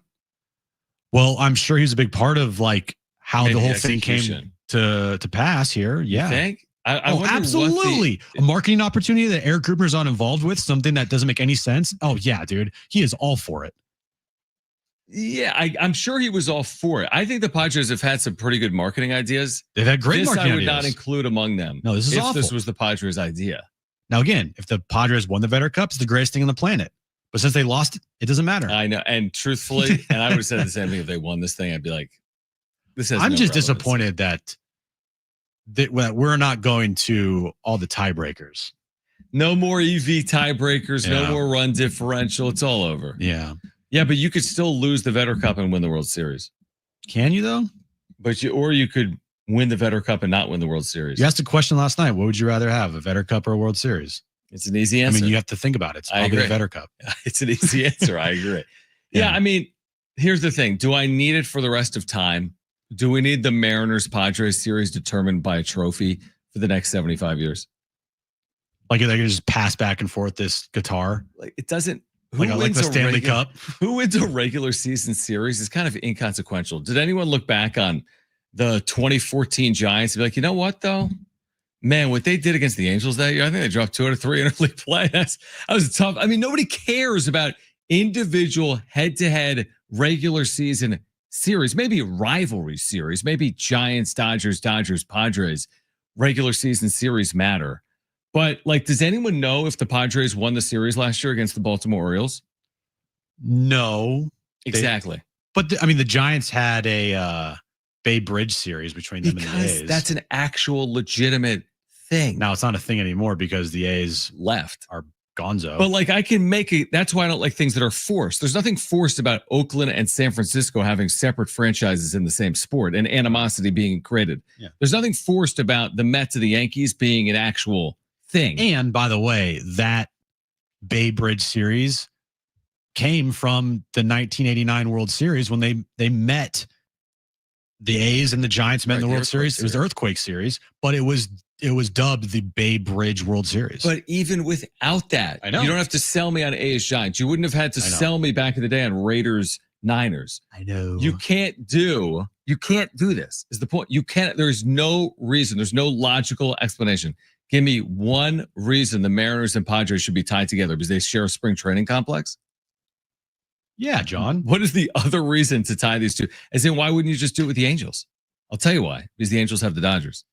Correct. So that's why. Anyway, do you want it to go down that path? I just thought that, we should have mentioned it off the top and we didn't. Honestly. I know. I'm surprised you didn't put it in your updates. I'm surprised too. All right. I apologize to everyone out there that was waiting for an update on the Vetter Cup. I agree with you. Fernando Tatis Jr. leads on. And this is the same thing we've seen. Tatis, Arise, Machado, Ahern, Bogart, Sheets, Laureano, Cronenworth, Fermin. Padres hit 4 home runs yesterday. They've done it now, twice in the last 10 days, hitting 4 home runs in a game. Their runs per game is way up here since the deadline, by the way. That didn't result in a win yesterday, but their offense has been vastly improved. What we also have barely touched on, although we did mention it, is Tatis. Like, he actually did it. The ball went over the wall in fair territory, and it counts as a run. Which was kind of incredible. I'm actually upset because I didn't watch it live. I was listening to it. I was putting Jones to sleep. I texted you. I no joke, because I was on my way home and I was almost home, and I pulled to the side of the road because I wanted to text you, and then I tweeted out something, but it was like a stop. Where were you at moment? Like, oh my gosh, Tatis just hit a home run. Like the ball, insane. The ball that he hit, insane, actually went over the fence. I had to immediately go to social media to watch it because he I couldn't believe what I was hearing. I mean, what was the distance on that? It wasn't a cheapie. No, it was not a cheapie. Straight away, not just over the wall. Like that thing had some carry on it. And he had a pretty nice little bat flip, or not even a bat flip. It was like a bat drop. Did like a very small stutter near third. I forgot he did a stutter because it's been forever since he did a home run. The exit velo on that thing. Let me just look this up right here. Okay, so it was 109.8 off the bat. Wow. 416 feet. All right, so he got that thing. I guess the question now is, does it mean anything for him moving forward? Is it some semblance of now begins a period of time where he builds off that or not? But I will say, 4 home runs, loaded the bases in the 8th. They fell behind 9-4. They made it a game. Laureano represented the tying run in the 8th inning before striking out. They had the tying run at the plate in the 9th inning because of an error in that inning and ended up losing 9-6. So offensively, I'm not really pinning it on the offense after last night. That's for sure. I'm not pinning it on the offense either, but you could also pin it on the offense if you want. They went 0 for 6 last night with runners in scoring position. You pointed this stat out to me last night. We actually figured this out. They're 0 for 27 this year against the Mariners with runners in scoring position. Yeah. 0 for 27 this season. Which is 0 for a game because there's 27 outs in a game. Right. They've been perfect gamed when it comes to runners in scoring position this year against the Mariners. True. But don't you agree that 6 runs, you say, I'll just take it. Whatever happens. I agree. But you also have to look at the game last night. That was a game the Padres rarely play. Correct. They don't play the slugfest. Correct. They don't say, you know what, we're going to outslug you and we're just going to hit more home runs than you. No, that's the Mariners game. Mm-hmm. That was a Mariners type of game last night. Wasn't the Padres. Mike Shildt said as such. They win with their pitching and their defense and timely hitting and small ball and sack bunts and sack flies. It's great to win a game with 4 home runs. They did it last week against the Giants. Giants are an awful team, though. Mariners are not. So when you get to the postseason, if you're going up against the Phillies, right, or the Dodgers again, and if both of those teams aren't held in check and they hit some bombs, the likelihood of you keeping up with them, I agree with that. It's kind of low. It's like you'd almost prefer, if someone told me right now, well, the Padres hit 4 home runs, but so does their opponent, or neither of the teams are hitting home runs. I'm like, give me the neither. Yep. Because they'll figure, you know what they'll do? They'll small ball you to death. And they're good at moving runners. They've been good enough situationally. They can run a little bit. They can play good defense. They can sit on small leads. That is more the way they win than, hey, we hit 4 home runs, but we allowed 4. Maybe we can find a way. No, that's a hard game to play. Because you know what happens with teams that are home run hitting teams that in a series don't hit home runs? They start pressing. Yeah, they don't know how to win. And they don't know what to do. Yep. So you're set up to play a series come October where you're, like you said, if there are no home runs in the series, I think advantage Padres. Yeah. But if you're looking up and it's like both team, one team has 8 home runs, the other team has 4 home runs, it's like, I don't know about that one. It's like the Mariners aren't going to bunt Cal Raleigh. The Padres are going to bunt Fernando Tatis Jr. Like whole squad. It's so crazy. Like they're content with some of their better hitters to just move the line. Like, oh, Tatis got a walk. That's great for us. That's great. I think for other teams, it's like, oh, Schwarber got a walk. That's bad for us. Yeah, he didn't homer. Because he didn't homer. He didn't have an opportunity to hit one out of the ballpark. It is interesting how last night you hit 4 home runs and you trail 9-4 at one point. You know what I mean? Like they seemingly weren't in it after the David Morgan inning. And it's going to be interesting these next 2 days. It really is. They've hit right-handed pitching relatively well. I'm talking about the Padres. But you look at the quality of pitcher, and they're good. Luis Castillo and Brian Wu are both effective right-handed pitchers, where the onus now turns to Dylan Cease and Yu Darvish, who have been roller coasters, highs and lows. Dylan Cease and Yu Darvish. You said Dylan Cease on the road. That's tonight. He's 0 for this year on the road. What are his? Do you know what the ERA splits are? Yeah, the win and loss doesn't matter as much to me. I'm just curious about the ERA. Yeah, I can get you for you. So away games, a 5.65 ERA. Wow. 0-8 in 13 starts. He's 6-3 at home with a 3.86. Wow. So his home road splits are kind of incredible. Yeah, you can't pitch this guy on the road in the postseason. To your point, no, that's unbelievable. It's weird. He's allowed more homers at Petco Park than he has on the road. Interesting. But he also pitched 7 more innings on the road or at home. Excuse me. But still, well, needless to say, I mean, 0-8 with a 5.65 ERA on the road. Yucky. Means, needless to say, massive start for Dylan Cease here tonight in Seattle. All right, that Jackson Merrill update, we'll have it for you on the other side. Darnay Tripp at 4:30. This is Jon and Jim, San Diego Sports 760, live on the iHeartRadio app.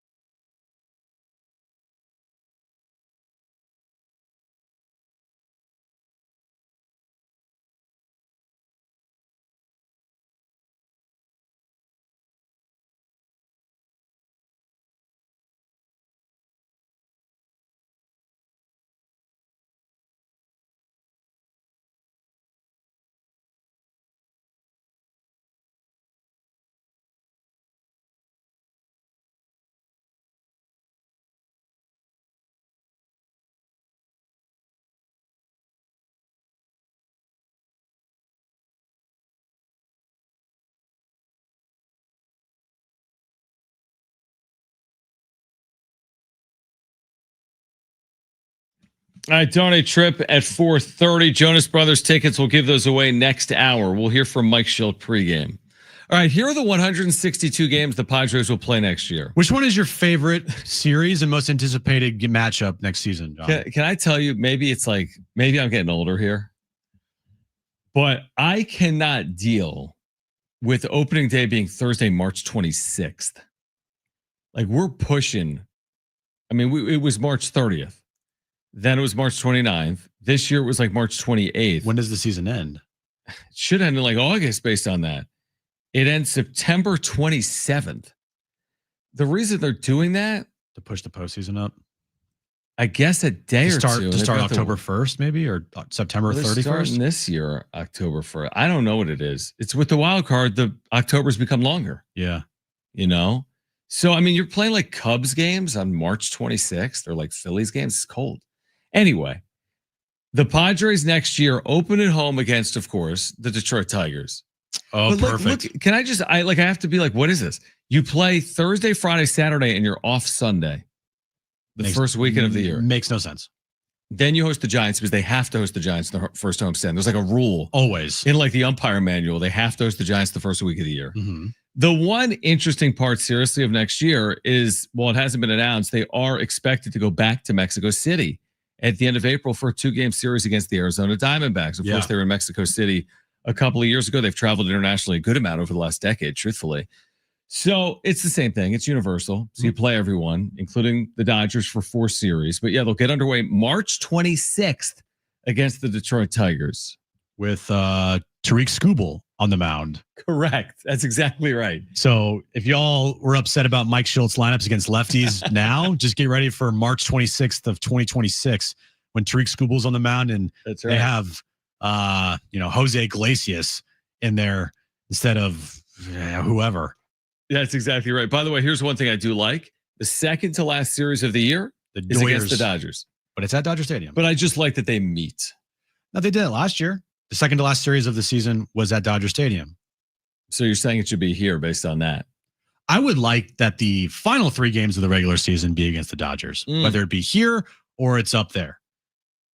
Right? Wouldn't you want that? I mean, that's kind of how, 2010, if you remember, when the Padres, now I don't think anybody thought the Padres were going to be in the division race in 2010. Right. It kind of just happened because their pitching was incredible. Talk about a team that really banked on their pitching to win games. Hell, that team was a very hard watch offensively, very hard. But, they met the Giants at the end of the year for a 3-game series to decide the division. Yeah, it's that's unique. I can't remember the last time the Padres ended their season against the Dodgers. Like the final 3 games of the year against the Dodgers. Probably been a while. Well, here's the thing too. There's so much more in the line in 2010. Because the way the postseason has trended now, where teams that don't win the division are just in the postseason. Right. That was for a spot in the postseason, and the loser was out. Right. Exactly. So, it's just different now. But I'm with you. It'd be nice to see the Padres and Dodgers finish a year. And by the way, the Padres and Dodgers don't meet until when? May at Petco is the first meeting next year between the Padres and the Dodgers. This year was June. So earlier than this year? They're meeting earlier in 2026. They're also meeting later because they'll have the second to last series against the Dodgers. What's your most anticipated series? Well, I've circled that. Other than the Dodgers. I've circled that road series at Cleveland in mid-August. Really? Yeah. I actually have circled that Yankees series in September to start the month. At home. That's a big series there. You guys are all wrong. When's next year's Vetter Cup? Oh, good point. Oh, okay. So they do play Seattle in April 14th through the 16th at home. Revenge of the Vetter Cup. Well, then it's over in May because they go to Seattle in May. Good. We can get this over with early. So we'll know a winner by May 17th. Okay. Of the Vetter Cup. If it exists. Right. If they keep it for year number 2, we'll know the winner. I like the Mexico City thing. I like the international games.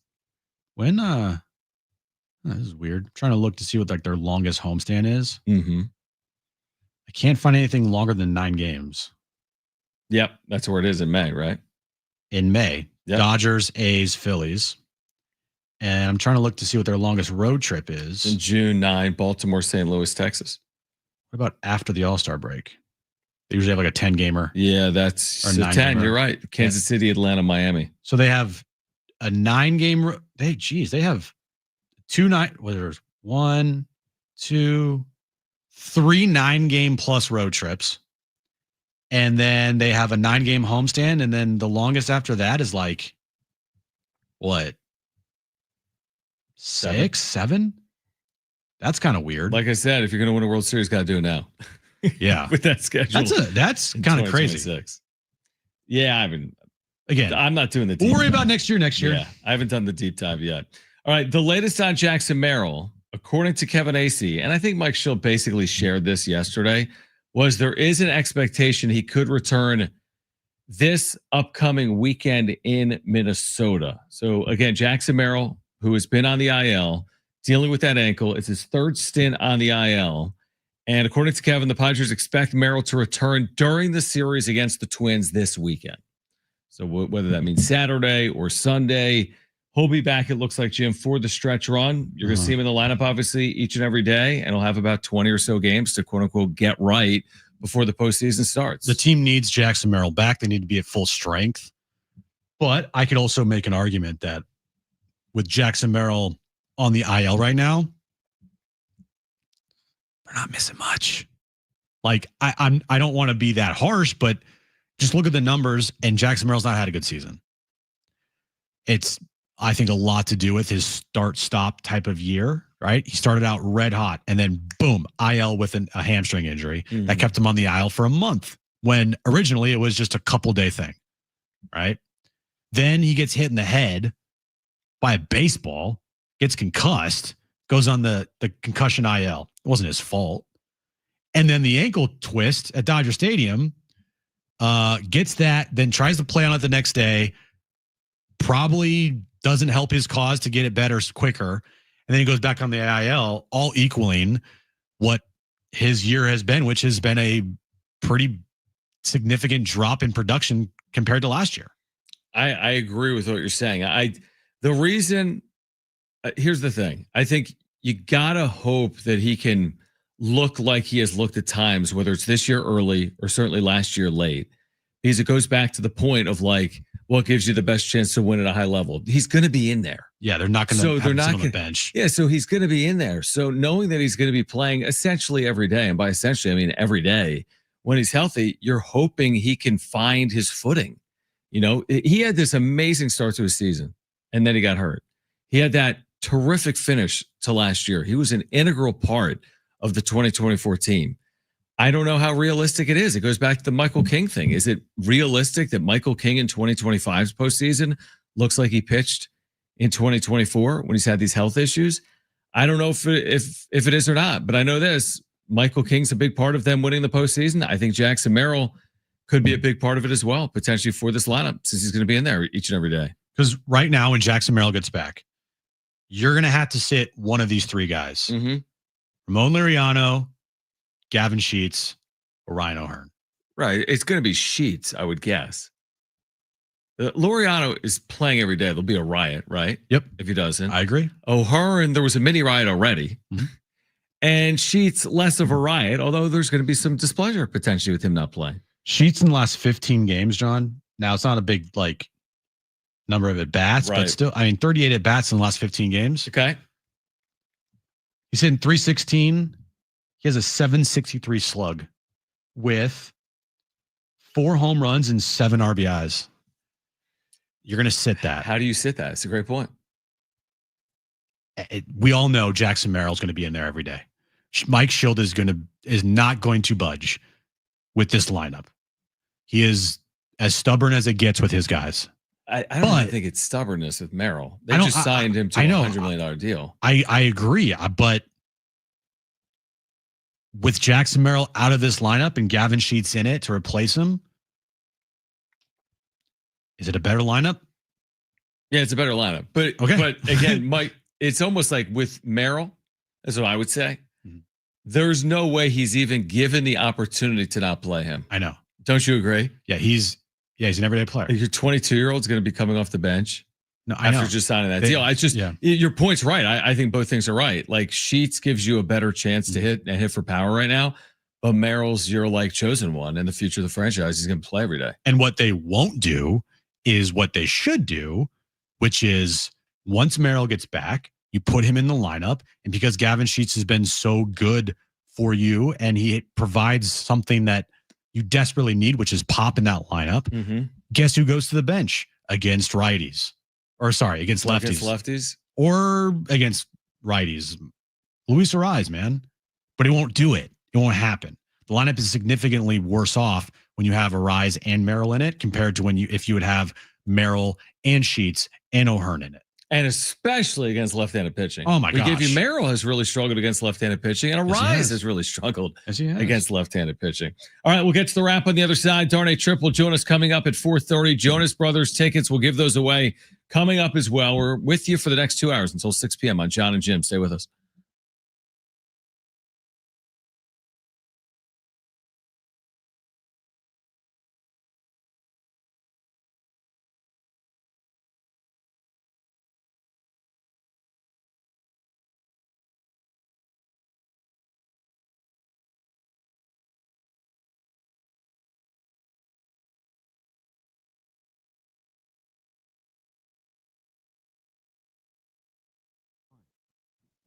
I'll be right back to you. Is that them?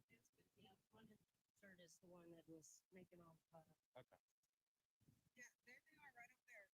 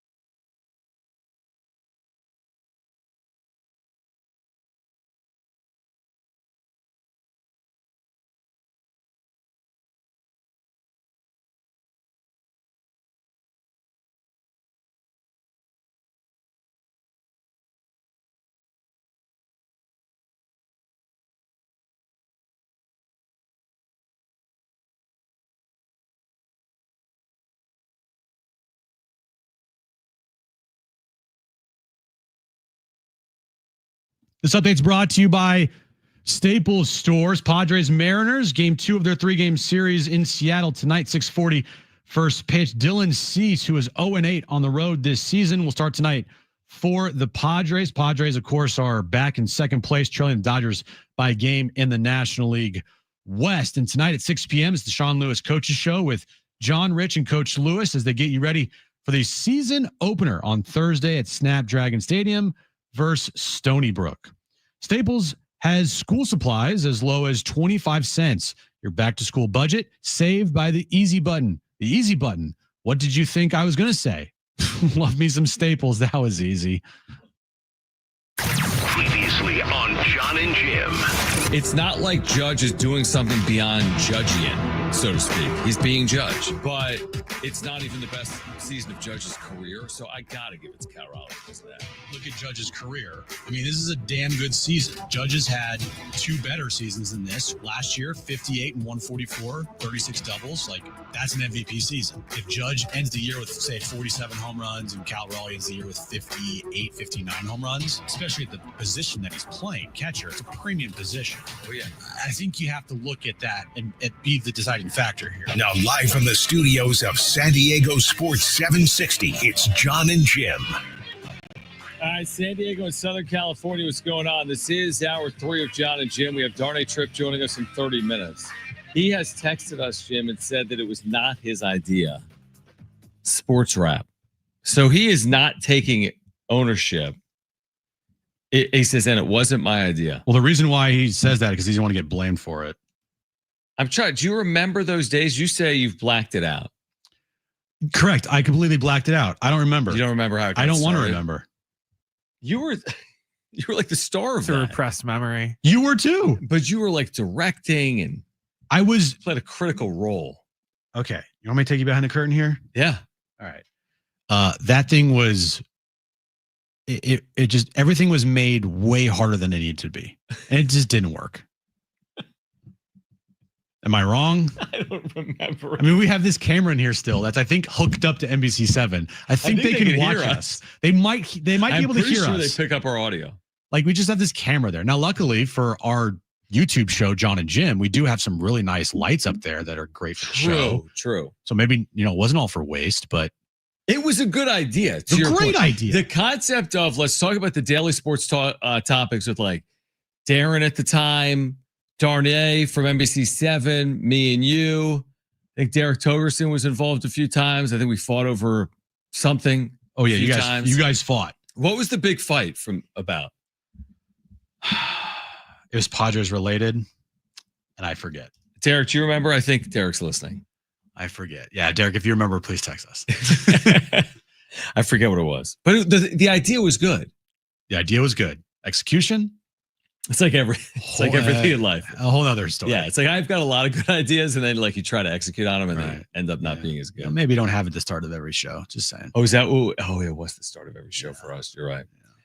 All right. Anyway, Darnay's going to join us coming up at 4:30. We have Jonas Brothers tickets to give away as well. That'll be later this hour. We'll hear from Mike Shildt in Seattle as he prepares for game 2 of the 3-game set between the Padres and the Mariners.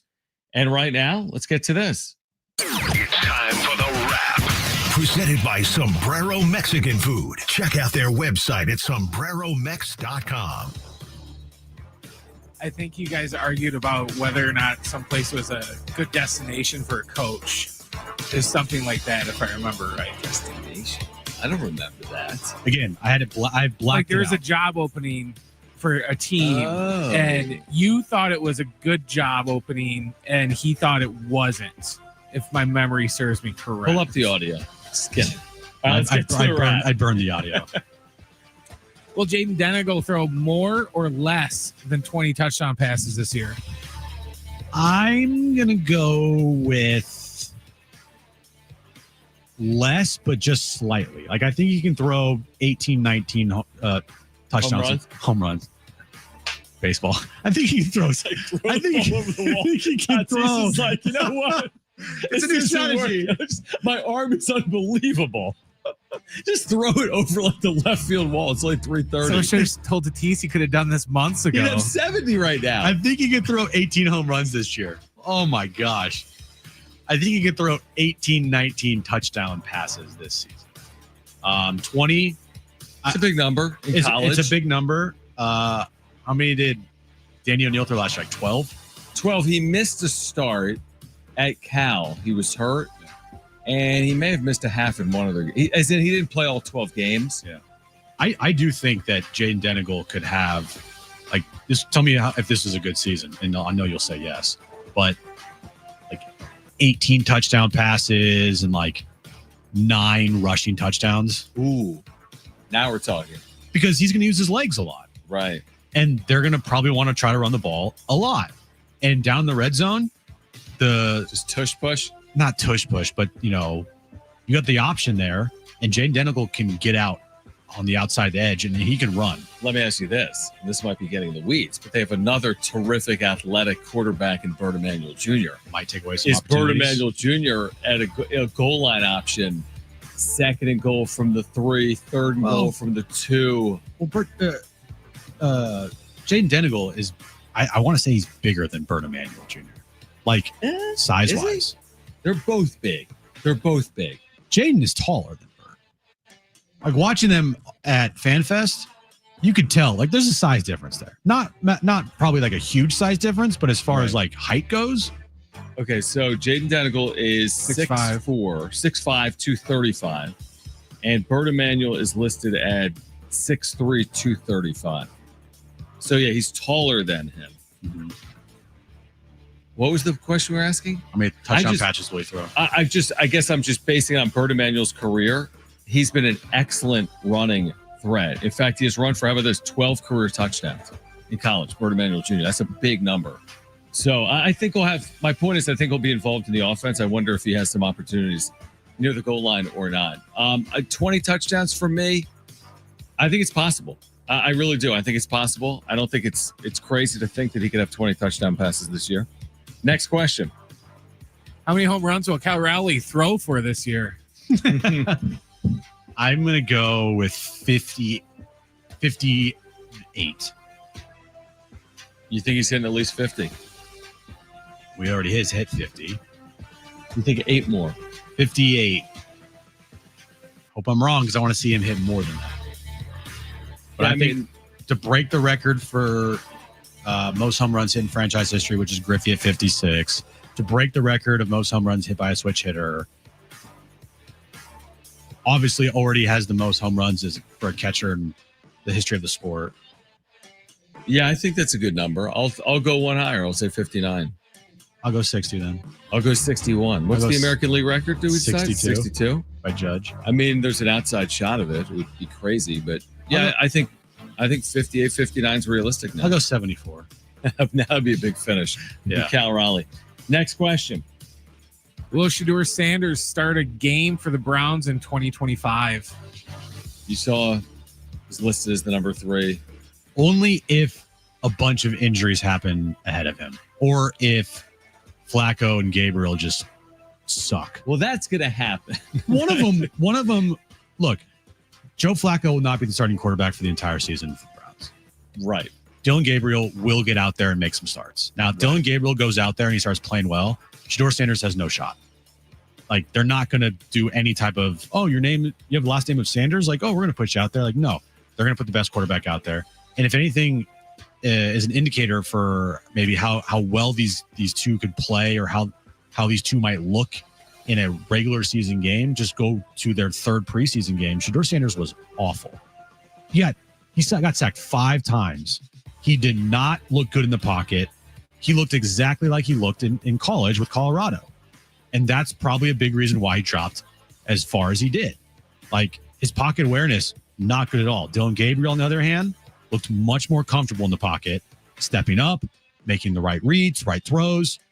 Just like, I think far ahead of where Shedeur Sanders is right now as far as quarterback development goes. Where does Deshaun Watson enter this conversation? Because he's on the PUP list to start the year, but can be activated later in the year.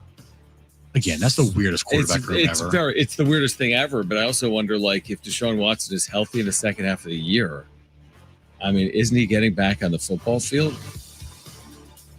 I don't know the particulars, but like, What's the reason why they're just not cutting him? Is because of all that money? Oh, you're saying Shador? No. Talking about Sean Watson. Oh yeah, I guess because they're just so far vested in him, right? You're just gonna.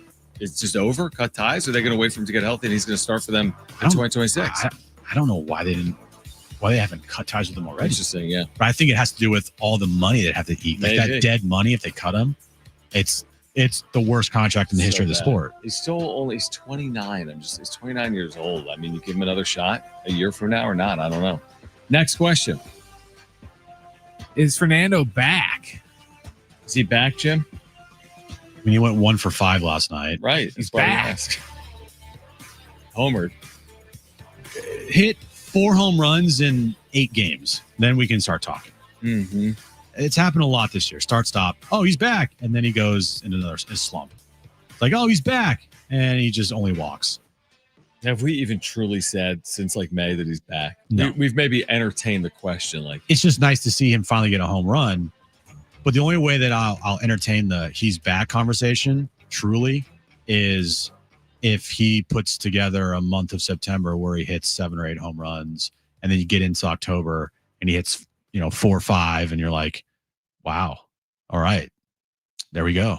Yeah, no, unfortunately he's not back because it's going to have to be seen with all of our eyes. You know, he's going to have to do it for a period of time. I mean, shoot, I went down the path of Xander Bogaerts. Is he back? And the answer is no. Yeah, what has he done lately? That's been a quiet talking point. He hasn't, like, honestly, let's look that up. You love the last 15 game. It's not like the wheels have completely fallen off, right? The last 30 games, John, he's hit 243 with a 280 on base and a 409 slug. Okay, so maybe they have fallen off. Maybe they've fallen off. What was it? Toot that horn. What was it? Told you so? Who people out there were like, oh, told you so about Xander? Like he was going to heat up? Like, no. What was the saying? I have no idea what you're talking about. I tried to tell y'all what? I tried to tell y'all. Right. Okay. Yeah, it's a long year, man. It's a long year, and Xander Bogaerts is not a good player anymore. He's okay. Mm-hmm. He has moments, right? But over the course of a season, he cannot put together a full season. It's just, I don't think it's ever going to happen again. Why would you say that? I'm kidding. All right, Darnay Tripp is going to join us at 4. What do you got, Brian? I looked it up. The Browns, if they just would cut Watson, they would have a dead cap hit of over $100 million. So that's probably why. No way. They'll just leave him sit on the bench for that. What is the deal with their franchise? Seriously. All right, Darnay Tripp, NBC 7 at 4:30. We'll give away these Jonas Brothers tickets later this hour. We're going to hear from Mike Shildt coming up as the Padres prepare for the Mariners in Game 2 of a 3-game series. Jon and Jim, San Diego Sports 760, live on the iHeartRadio app.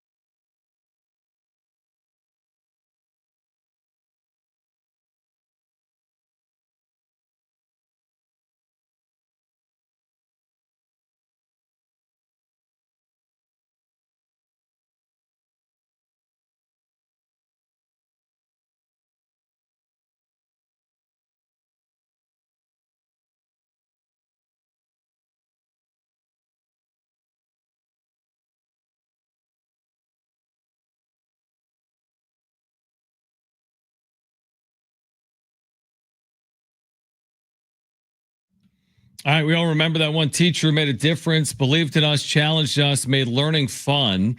Now's your chance to say thank you in a big way with iHeartRadio's Thank You Teacher, powered by Donors Choose. Nominate an outstanding public school teacher who's gone above and beyond for their students to win $5,000 to stock their classroom for whatever they need. Today's teacher of the day, Marcos Merlos, who teaches at Rosa Parks Elementary. People told us is very dedicated to his fifth graders in an economically disadvantaged community, always looking to motivate and inspire his students. Congrats to Marcos. You're in the running to win $5,000 for your classroom. Nominate your favorite teacher at iHeartRadio.com/teachers. What's Don do? There you go. The paper snap. Let me see that. Walk off for broadcasters. Let's see. Wait, see if I can do it. Okay. You could do it. You just can't do the read. Well, I can do the read. Anyone can do a bat flip. There we go. Do the read. That's a good one. Do that read. All right. Whole thing. Floor's yours. I'm turning my mic off. Hold on. Or do one of the other ones that he didn't. Oh, no, do it. Do which one is it? No, Is no, it no. this The one? teacher. The teacher read. This one, the do that. 419 one? Yeah. All right. We all, dude, I can't do, I can do it. You're just laughing. It's going to make me laugh. All right. We all remember that one teacher who made a difference, who believed in us, challenged us, or just made learning fun. Now you're, I can't do this with you over here, making me laugh like this. That's what I'm saying. But Toddy's got to hit under the bright lights. All right. Here we go. Ready? Fine. We all remember that one teacher who made a difference, who believed in us, challenged us, or just made learning fun. Now's your chance to say thank you in a big way with iHeartRadio's Thank a Teacher, powered by Donors Choose. Nominate an outstanding public school teacher who's gone above and beyond for their students to win $5,000 to stock their classroom with whatever they need. Today's teacher of the day is Marcos Merlos, who teaches at Rosa Parks Elementary School in San Diego, and who people told us very dedicated. Wait, what? And who people told us very dedicated. Dude, this isn't even written right, bro. And it's called an ad lib. You got to like put the is in. You can't do a read. It's not written right. Mahomes drops back. Things are happening. You think it's just an easy throw for the middle. I'm not getting rushed by freaking Micah Parsons over here. It literally says, and who people told us very dedicated. Dude, what is this, dude? I've been reading it for a month. How? Exactly.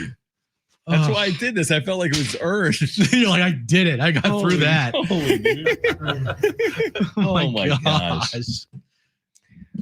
Where are we? Where were we? I have no idea, dude. You went the paper snap route, and I was like, let me try that. Okay. Darnay will join us in about 8 minutes. All right. It's not even English. We're talking about teachers and the thing's not even written right. Do you have the Shildt laugh? He just played it. I couldn't do it. Thank you. Somehow I missed that. Oh. Seriously. Where do we start with Darnay? I mean, other than all the Why are BS. you friends with us? No, forget the BS. Where do you start with the Padres with Darnay? If everything is serious right now, where would you start? Division? Yeah, division. Health? I mean, their health isn't that bad. I mean, look, you want Michael King and Jackson Merrill. They just want like their two best players. No, they're not, but two of their better players. I can't concentrate. Seattle problem? Who cares about Seattle? Well, you should care the next 2 days. I mean, the only time you just told me they have to go. If they win the next two, I'm like, well, that's a big if. I know it is.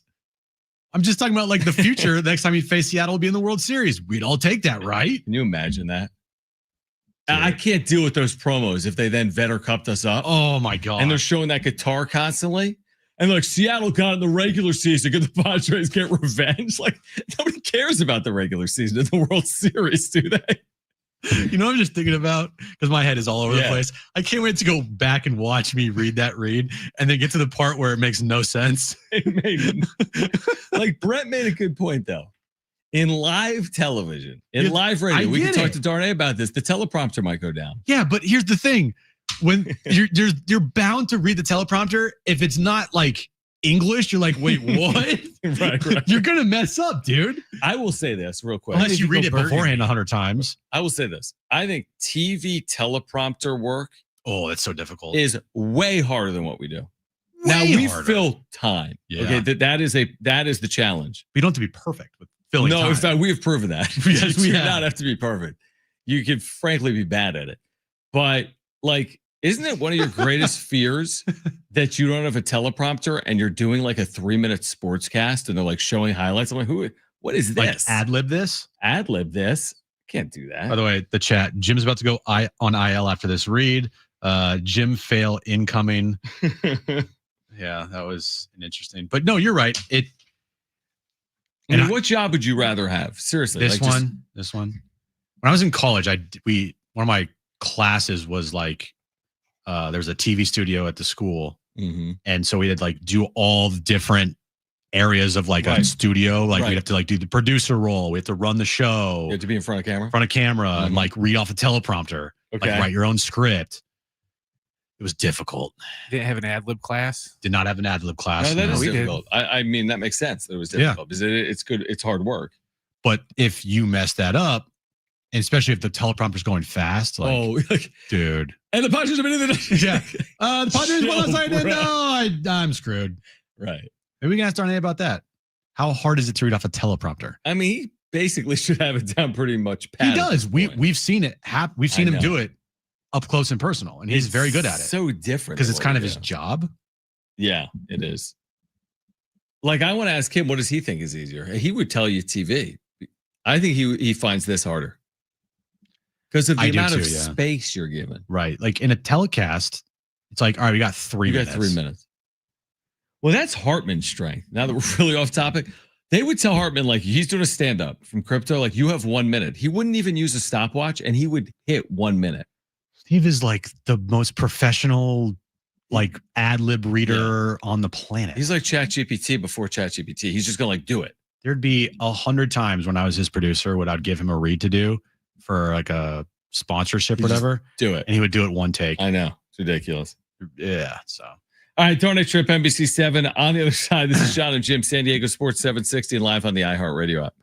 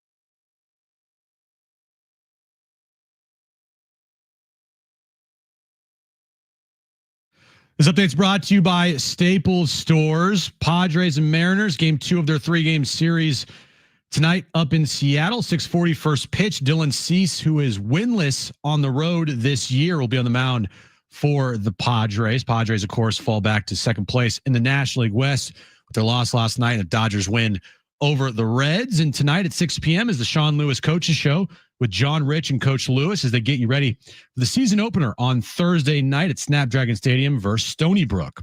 Staples has school supplies as low as 25 cents. Your back-to-school budget saved by the easy button. The easy button. What did you think I was going to say, John? Love me some Staples. That was easy.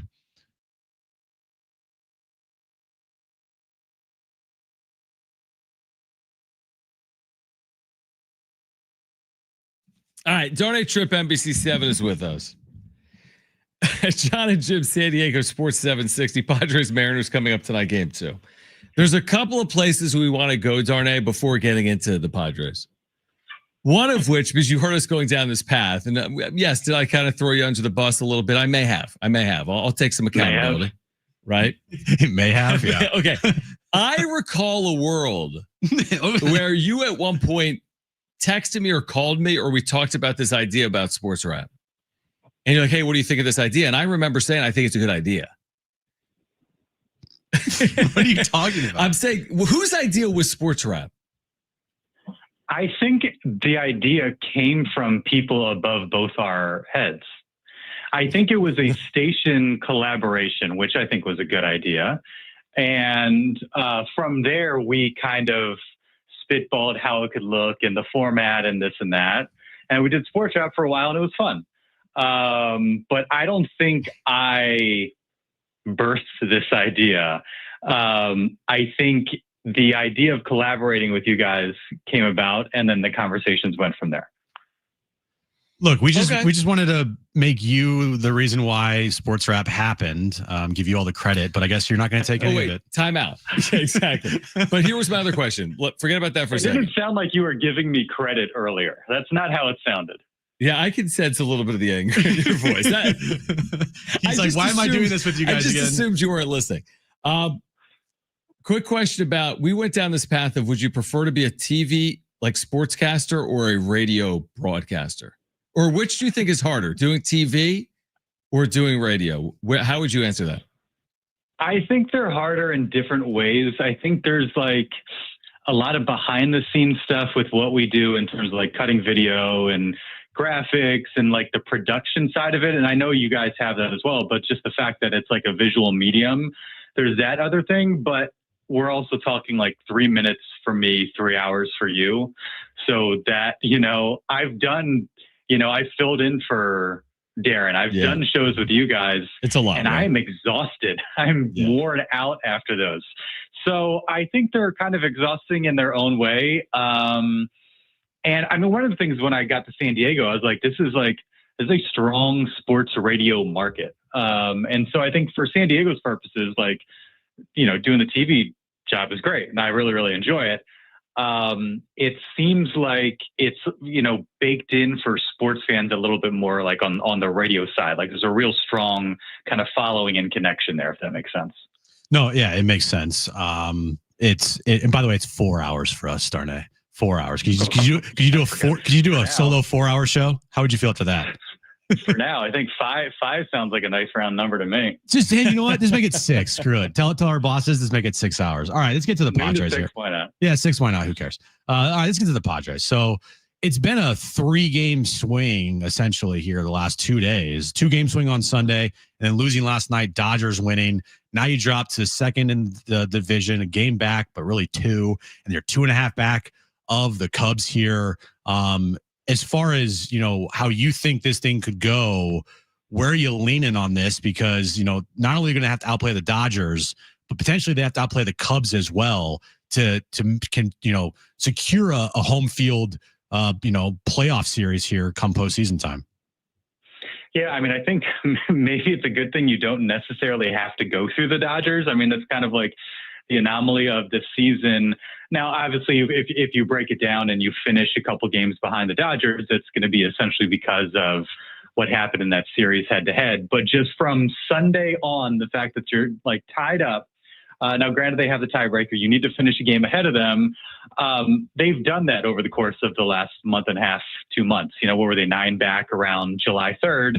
And here they are, 1 back, a game ahead on Sunday. And so I think from that standpoint, the fact that you don't have to go through those guys in the conventional sense like you did last year when they had an outside chance in September and it was exciting and things didn't play out that way. I think that gives you some cause for optimism because the Dodgers just haven't kind of played to their full capabilities for a little while now, and maybe that's changing, and that's obviously going to make it more difficult. But I think the fact that, obviously it's a favorable schedule.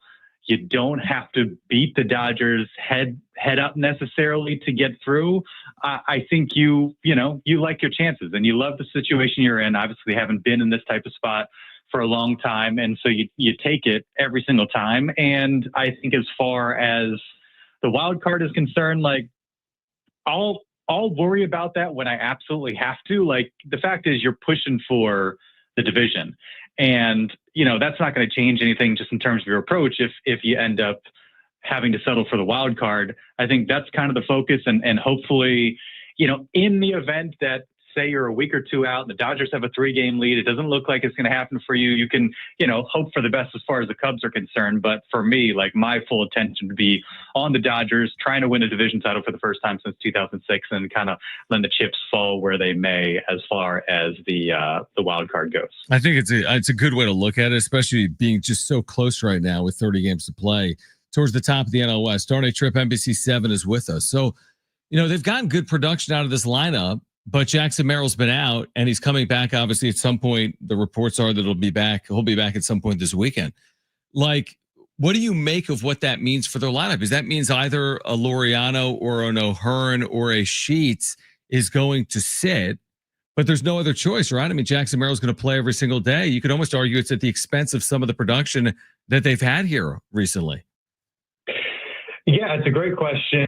And, even in, kind of doing the exercise prior to the deadline of figuring out like what would be the best lineup, you did kind of run into your a spot where Sheets and Merrill and Cronenworth and Arise, like trying to figure out kind of the best place to put all these guys gets tricky. And then O'Hearn arrives and Sheets is hitting the ball well. So it is a little bit challenging from that standpoint. That's why Mike Shildt is the manager. He's going to be asked these questions. He shouldn't then ask the question to the reporter that's asking the questions. I would have an answer prepared in terms of how he wants to adjust that lineup. And it'll be interesting to see just kind of how it evolves. And as far as Merrill goes, like, he's had to deal with some of these injury things. And so, while we always will look at Jackson Merrill as an everyday guy, I'm sure that's how he sees himself. It gives you an excuse to kind of shuffle things around a little bit, maybe take him off his feet, the occasional off day, that sort of thing. But I think it's going to get to a certain point where you got to ride the hot hand or hot hands. Hopefully that's the case. And it'll be incumbent on Mike Shildt to figure out who that is. But more importantly, if it is, I think these conversations lead to Luis Arraez because he's had an underwhelming season. If you have to identify the guy who is not the hot hand, then have the difficult adult conversation and make the move that benefits your team. And I think you're right. It is going to be a fascinating thing to watch in the weeks come forward. What's it going to take for you to say Tatis is back? Because he hit a home run last night. It was kind of a rare sight because we haven't seen that in forever. But you can't say he's fully back yet or he's back to hitting home runs until he does it more. What's it going to take for you? That's a good question. 6 this month, 7 this month, because he has hit homers. It's not like he hasn't. He's the longest drought of his career, but he homered in July, and that was after things had slowed down. And so we've had some of these moments where it's like, okay, we're getting close. We're seeing glimpses of it. But the fact that it hasn't been a sustained thing, if you see 3 homers in a week, if you see 2 homers a week for a few weeks, I think that's when, okay, this guy is kind of finding it again from that standpoint. As Mike Shildt would tell you, on base, all these other things, he's done some things well. But power has been such an important part of Fernando Tatis Jr.'s game and the excitement, he causes, and it's obviously super important to this lineup, and the absence of that has been an issue. So I don't think anybody would ever be, satisfied with him being a 120 WRC plus guy with a, strong on base, but hits 15 homers a year. Like, that's not the Fernando Tatis Jr. that we got to know and fell in love with. So I think a big month, even just 6-7 homers, doing it consistently, I think that would be a good sign. Final one for me, Darnay. You touched on it about Mike Shildt and his defensiveness when asked about some of the moves that he makes. Why does he do it in your estimation? And does it do him well? Into the mind of Mike Shildt for us. You've interviewed.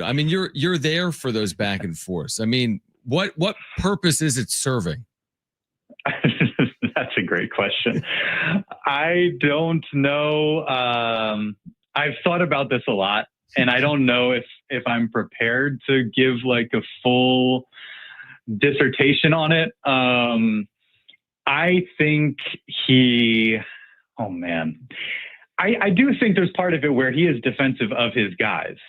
And I think part of it might be kind of, I don't know if he has to earn the favor of the clubhouse necessarily, but like the club knowing like Skipper's got our back, and even talking to, I've had Greg Garcia, former Padre, El Cajon guy on, and he played for Mike Shildt in the minors, and he knows Mike Shildt well. And he loves the fact that he like rides, he goes to bat for his guys. And so I think that means something. I don't always understand the extent to which and the frequency of which it happens, especially when often it's with fair questions. And I think a good example was the Jeremiah Estrada question, where he had a baked in answer. It was, we would rather have Estrada against rushing rather than bring in Morahone and risk them bringing in Will Smith. We prefer this matchup. He probably could have just given that explanation instead of having kind of a back and forth with Kevin Acee. There's probably more to it than that, and I don't necessarily feel like psychoanalyzing Mike Shildt too much at this very moment. I think it's 4 hours. I think it's a number of different things, but I think part of it at the core is the clubhouse knowing that, our manager is going to defend us. He has our back. Obviously, confidence, optimism, positivity, like we see that in spades with Mike Shildt. And I think that kind of bleeds into his interactions with the media to the point where they are 100% more contentious than they need to be. I just wonder if he's made it clear that he's got the backs of his players. Yeah, I'm going to need to see more from Mike Shildt. It's really hard to know if he's in their corner or not. That's something maybe we'll see more of in the years ahead with Mike Shildt. Darnay, appreciate you, man. I forget what I said earlier, but if I said anything that was that I should apologize for, I apologize. We're sorry.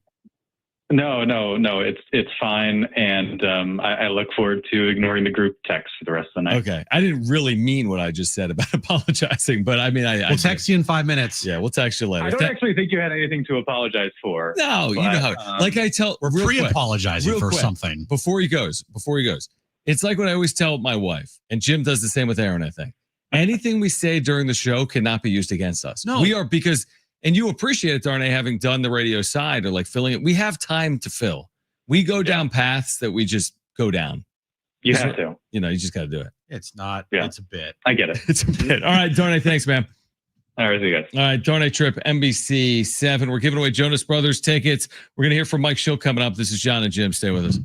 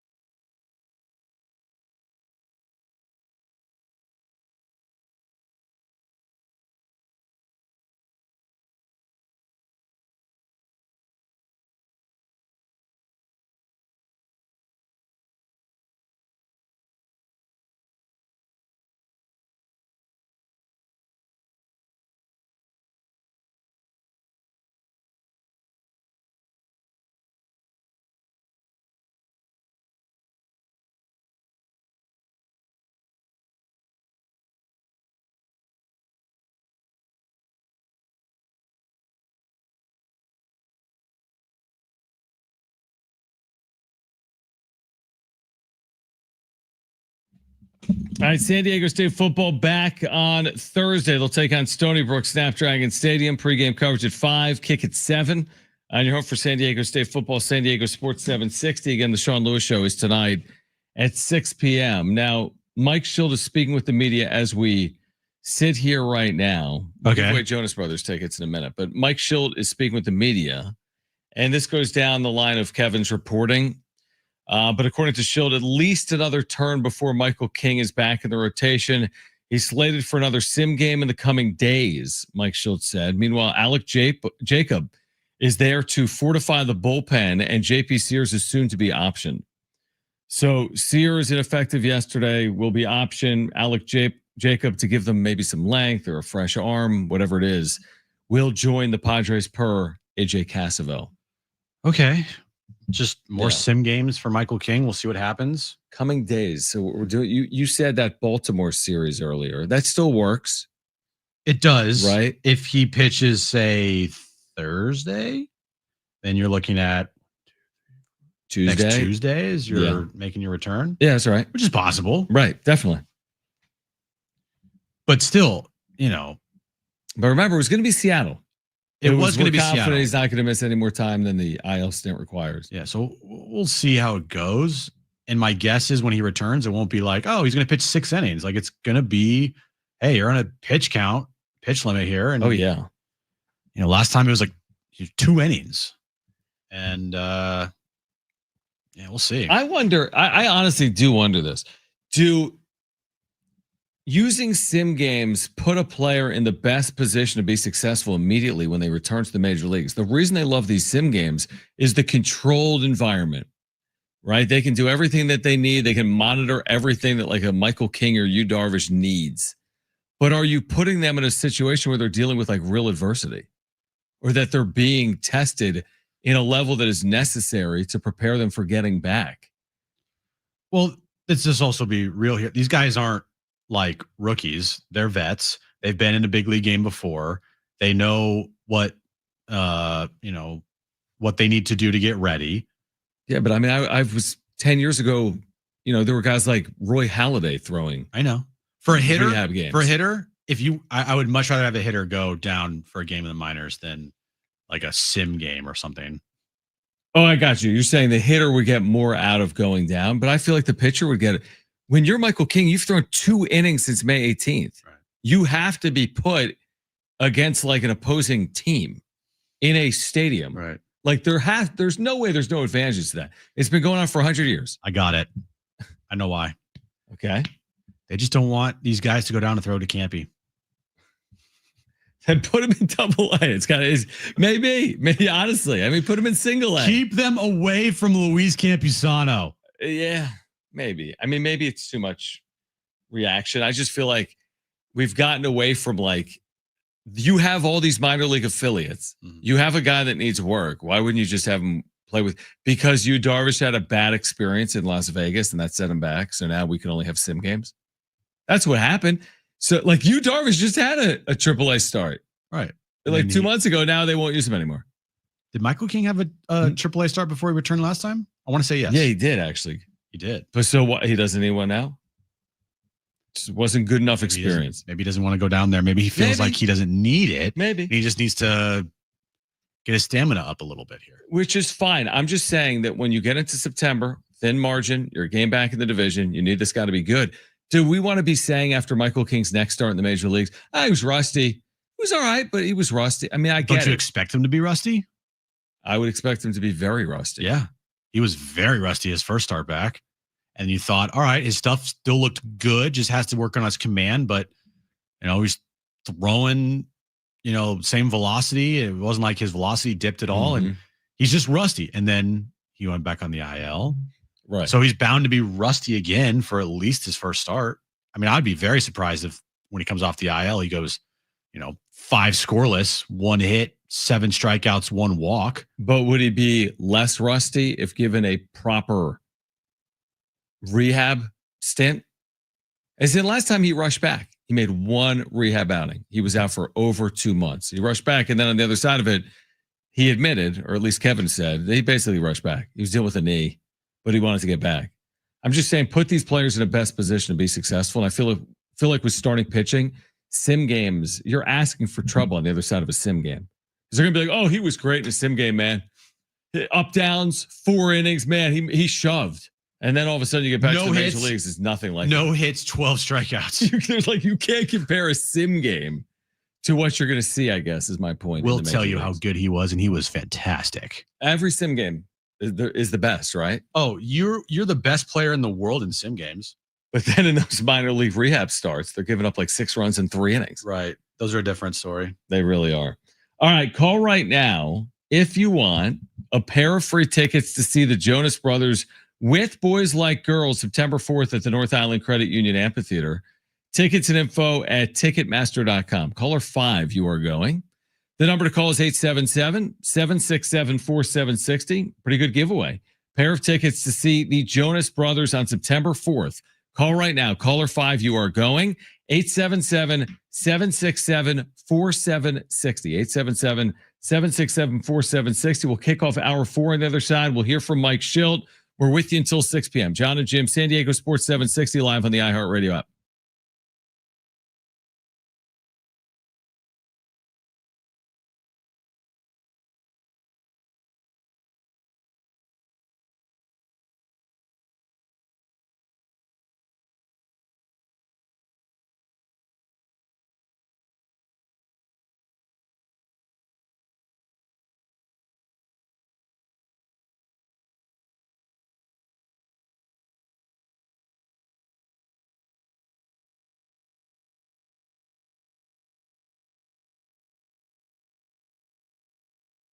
All right, hey guys, it is Jon and Jim again for the all-new Jamul Casino Resort, the Players Place, and now open the brand new hotel and spa at Jamul Casino Resort. It's the next level of luxury. Treat yourself to a stunning new stay. They've got rooftop relaxation, an indulgent spa treatment as well. All the thrills of Jamul Casino Resort, now all in one unforgettable destination. And now open as well as the Jamul 23 with endless dining. Every day you can savor San Diego's ultimate endless dining experience at the all-new Jamul 23, from their world-famous lobster brunch served every morning to the VIP endless dining experience each evening. Indulge in chef-curated specialties like seafood, prime cuts, and decadent desserts, all with stunning panoramic views. Their food is terrific over at Jamul. You can catch the sports action at Tony Gwynn Sports Pub, experience the ultimate sports showdown, catch the Padres live, plus savory food at Tony Gwynn Sports Pub, where fandom meets fantastic at the all-new Jamul Casino Resort, the Players Place.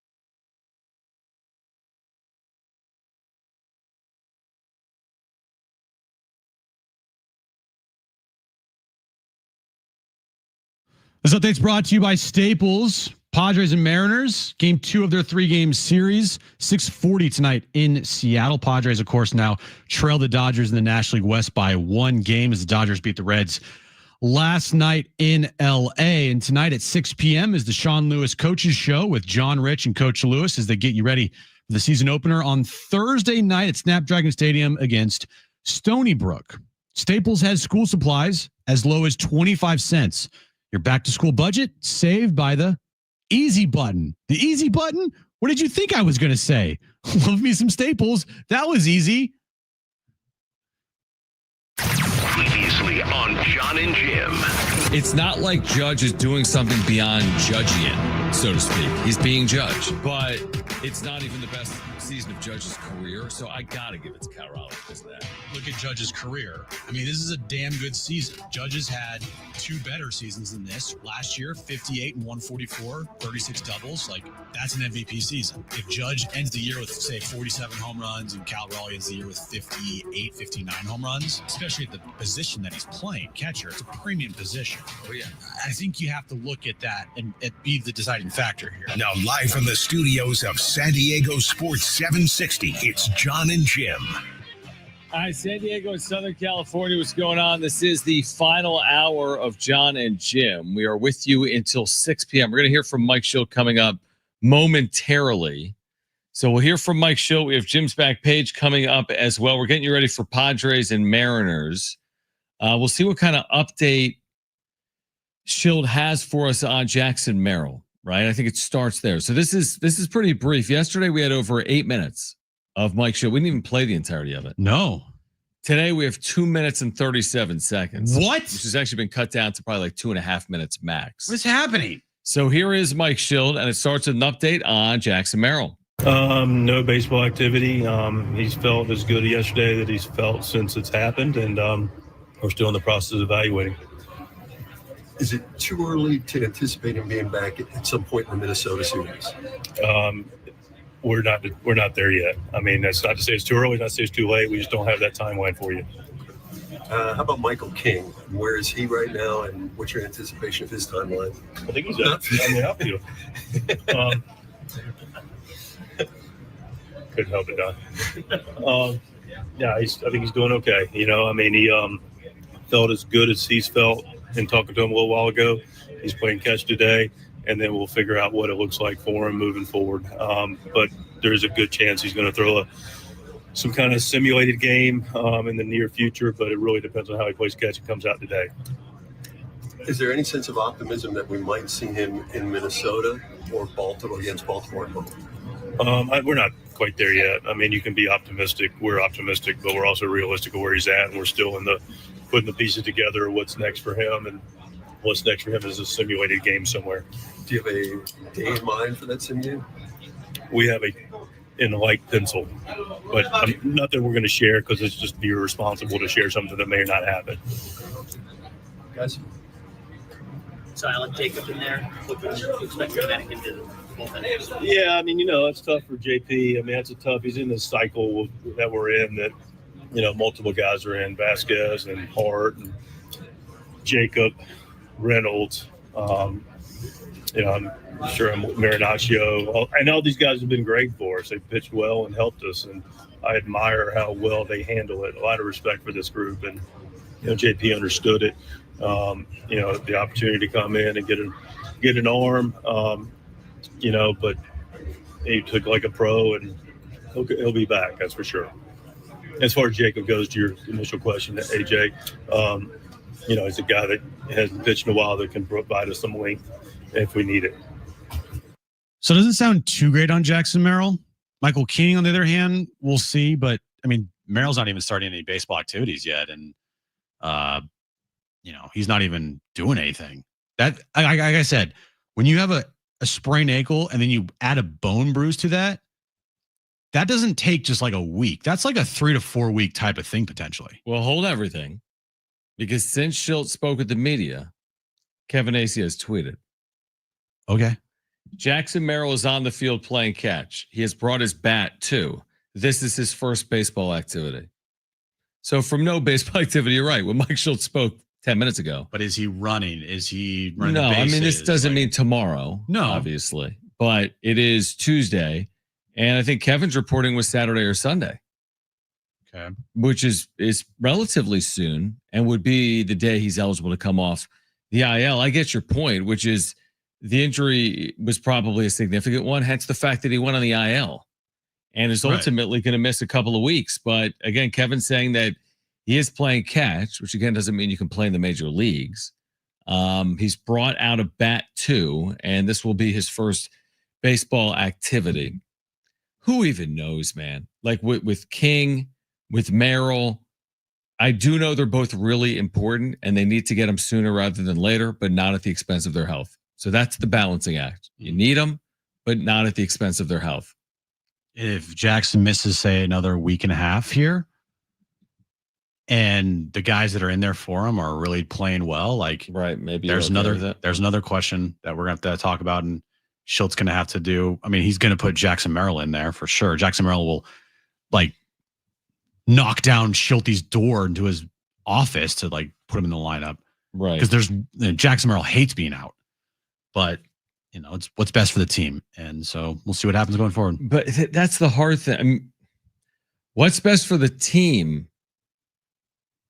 is Jackson Merrill getting healthy, right? Yeah, of course. Yeah, you want Jackson Merrill to be healthy, and you want him to be playing every day, but also if he's playing every day, like the guys that are filling in for him are playing really well. And so Jackson Merrill's going to have to produce and perform. That's the thing. Like I say it because I don't really know if what's best for the team is Jackson Merrill playing every day. But we don't have a choice. He's going to play every day. Exactly. He's going to play every single day. So it's a pretty interesting conversation actually that needs to be had. The other things I think the last 2 days, the whole focus has been on Mike Shildt and his bullpen usage. Like that has been the summary of the last two games. Yeah.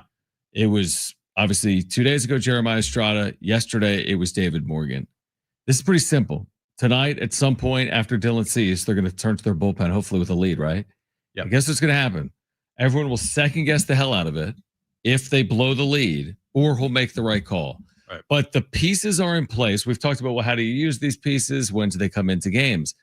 But both Estrada and Morgan had sub-3 ERAs when they were put on the mound in those spots, and both failed to perform. And guess what? Whoever they put on the mound tonight with a lead, if they're so lucky to have one, it's going to be in the same spot. It's going to be Mason Miller or Adrian Morahone or whomever else. You get the point. And we can put it on Shildt. I'm happy to do it if he sticks with guys too long, or why did he do this?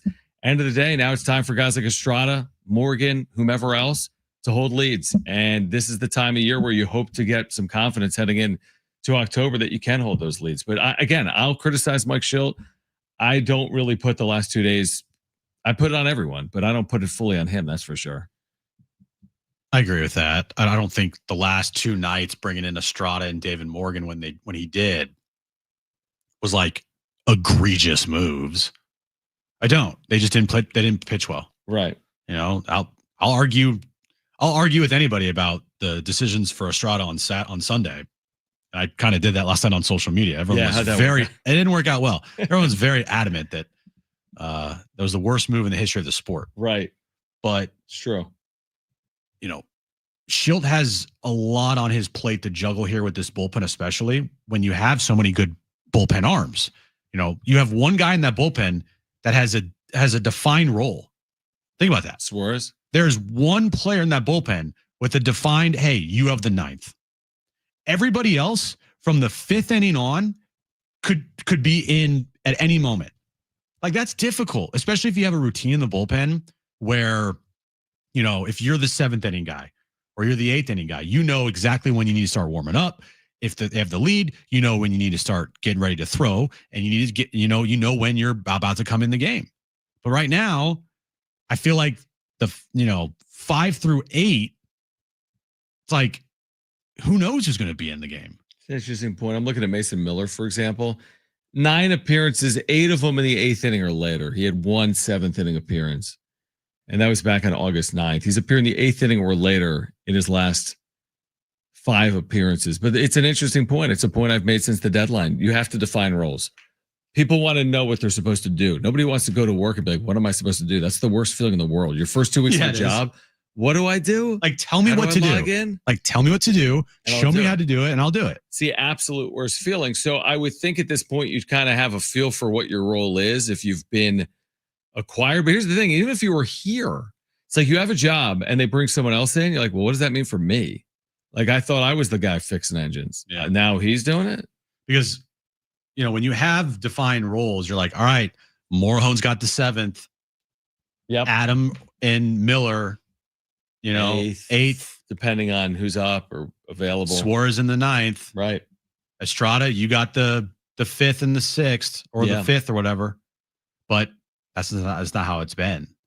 I know Miller's, like you said there, Miller's pitched mostly in the 8th. Mostly 8th. But they would use him in the 7th inning. Definitely. And they have. Definitely. Yeah, they have. They've used Jason Adam in the 5th inning. Right. Like, right. That is crazy. Yep. Morehone is all over the map. So, yeah, I mean, look, when you have that many options, it's hard to choose because, you have so many places you could go. You're like, oh, should I go here? You should go here. It's like if you go to a candy store, you've been getting put in front of a bunch of candy. It's like, what do I choose? What do I want? But if you go to a candy store and you're like, all right, here's 2 options, pick. Pretty easy. Yeah. You're like, all right, I'll take that one. It's a good point. I mean, it really is a good point. I go back to yesterday too, and they're like, well, David Morgan failed to come through in that spot. And that's 100% accurate. I'm thinking to myself, well, it's the 5th inning. Your starter went 3 2/3. You now need to link together like 6 innings, 6 innings. And Mike Shildt actually said something postgame that made sense last night, where he's like, usually the guy in after the guy goes fewer than 4 innings, you need to get like an inning out of. Like, rarely do you get 2 innings from a starter, and then you go to a second reliever 2/3 of an inning later. So they needed some amount of cover, so to speak, and they didn't get it, unfortunately, from David Morgan. But I understand the thought process. Like, are you really going to, again, unleash Jason Adam with, they're not going to, but like with 1 out in the 5th inning or whatever they could have done yesterday to spell David Morgan? But you're playing for like the perfect, now you need perfection from your bullpen from that point forward to have a shot to win. And you know what? Having so many arms in your bullpen will eventually set up to happen in the postseason. A lot of second guessing. Tons. You're right. Why didn't you go to Morehouse? It happened on Sunday. Mm-hmm. You have a bunch of arms, and you have a bag of riches, as Trevor Hoffman told us a couple weeks ago. Yeah, which is a good problem to have, but also it could turn out to be a problem because the amount of second guessing that will be taking place if the moves don't work every time. It's like, oh, Morehone goes in the game, gives it up. Oh, I should have pitched Adams. Miller goes in the game, gives it up. Should have pitched Adam, right? Adam goes in the game, he gives it up. Should have pitched Miller. Estrada goes in the game, he gives it up. Should have pitched Morehone. Like, that's a lot of second guessing from everybody if things don't go right, other than Robert Suarez in the 9th inning. And I'm sure that if Robert Suarez goes in the 9th inning, he gives it up. Should have been Miller, right? That's a really good point. So, like, there's a lot of chances to have this thing be second guessed to the nth degree come postseason time, because you do have so many arms. I'm not saying it's like an awful thing to have, but it does set up for more opportunities to second guess. If you had just 3 dudes that are lights out of the back of that bullpen, there's no second guessing because those are your guys. But now you got 5. Yeah, it's a good point. It opens up a lot of interpretation. And yeah, Monday morning quarterbacking, it really does if you're not winning games, which they haven't done the last 2 days. We'll see if they can snap it coming up tonight. We're getting you ready for Padres and Mariners. Game 2 of a 3-game series. Don't go anywhere. It's Jon and Jim, San Diego Sports 760, live on the iHeartRadio app.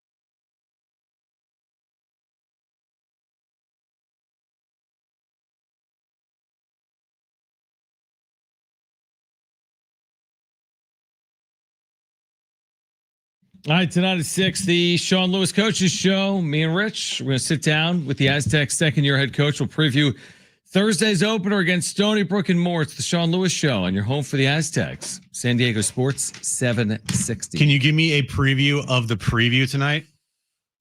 Yeah, I mean, we talk Aztecs. Wow. Okay, so we definitely there's no Taylor Travis. Nothing? And I want to say that actually, I think you may have texted about it while I was doing the show. I texted you about it? Yeah, with Darnay. You definitely have texted me we were 6 times about it today. We were asking Darnay to come on, and I said, you're coming on to talk about the engagement with Taylor and Travis, right? Right. And I don't know what time that was, but it was probably, we want you. Oh, you know what? You sent this at 10 in the morning, and I didn't talk to Sean until well after this, like 11 or 11:30. But I just completely disregarded this. I'm like, this makes no sense. I don't care. And then I think I didn't find out that they were engaged until after I spoke with Sean, because I just assumed this made no sense. Yeah. Okay. But they are engaged. Correct. And the Cleveland Guardians today said, thanks a lot, Taylor Swift. Now no one cares that next year's schedule is out. I don't think they would have cared either way, Cleveland Guardians. That's the thing. Are you cool with every brand trying to get involved in it? Like, I'm looking at this, this feed that shows every team that's tweeted about it. And it's not just obviously NFL. I mean, like the Warriors, the Golden Knights, the Pittsburgh Penguins. I mean, it goes on and on and on, obviously. Buffalo Wild Wings social media account said, we will cater the wedding. Right. Exactly. You had, you had some of them actually pretty funny. Like Awful Announcing posted an article. NFL podcast host announces engagement to recent guest. I saw that. That is good. That's very good. Somebody from that writes in the Detroit newspaper posted an article saying that the Lions Week 6 opponent's tight end got engaged today. I like that. I like pretty that. Good. Yeah. Babylon B had one that was the ref overturned the proposal because after the review his knee wasn't down. Interesting. I like it. I like Worldwide Wob said that he was disappointing the amount of news dumps the past hour. This was the time. Yeah, exactly. 100%. Like if you had a news dump and you were kind of like iffy about it and you're kind of waiting for a moment, it should have happened this morning between 10 and 11 a.m. Completely. That's completely true. Because that was your time. Yeah, because this kind of I'm cool with brands getting involved. I mean, this is the business that we live in. In social media, you try to go viral. You know what people are searching for. You want to be involved. If you are a social media manager for a brand, you have to go all out. You have to. Crumble posted about it today. Everybody did because it's the number one news story in the world right now. Right. I think where I take exception is where every brand in the world will be like, it's Flag Day. We at this bank would like to offer you a flag. Give me a break. You're trying too hard. But since it is a sports and entertainment collision course with Taylor and Travis, it makes sense to me that other sports teams will get involved in the conversation. It's so relevant. Yeah. It's so topical. It's everything. It's so big. You know what I find funny though? Is so you go to her Instagram page. She has 281 million followers.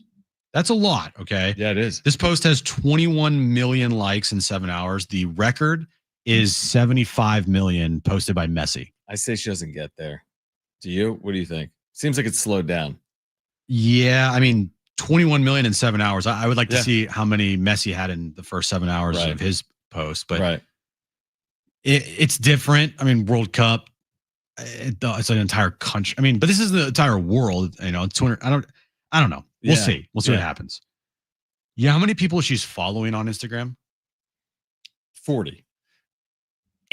Wrong. Zero. She doesn't follow Travis Kelce. She doesn't even follow her fiance. I wonder if she has it where she can't get DMs except from people that follow her. Well, she did mention on the New Heights podcast that she's never opened her DMs ever. Because I can message Taylor Swift right now if I wanted to. I can say, hey, congrats. Hey, congrats on the engagement. She'll probably open that. Blocked. Engagement. Hey, congrats on the engagement. You think she'll respond? Nice. It's really nice that you would do that. Yeah. Yeah, she'll get back. I'm sure she will. I doubt that many people have done it. Is it true that nobody's ever opened her DMs though? Like, does she have a manager that does it? Like, let's say a brand reaches out or something. Probably. I'm sure she obviously has access to her Instagram because right. Unless she didn't post this morning. That's the other thing. Just someone said, hey, post it. News is coming out, though, on when this engagement happened. Oh, really? Yeah. When was Travis's dad has spilled the news. Okay. That they got engaged about 2 weeks ago. Oh, so this is old news, actually, for like the family and for them. Yes. Wow. Which I can understand. I was thinking, like, there's no way they got engaged, like, yesterday. And they're like, oh, my God. And then she decided today to post this. Right. Right. People are speculating. Because the New Heights podcast was recorded like a month before it came out, or a couple weeks before it came out. Was that recorded when she was engaged or not? Well, according to Travis's dad, it was recorded before they were engaged. Okay. And, Taylor's big on numbers, right? People are like, oh, maybe they got engaged on the actual same day of her album release, which was 8/13. Mm-hmm. I don't know, just a thought. There's a lot there. What I do know is, Swifties will find out exactly where this happened. They will find out the exact time of day this happened. They will figure out all the details of this.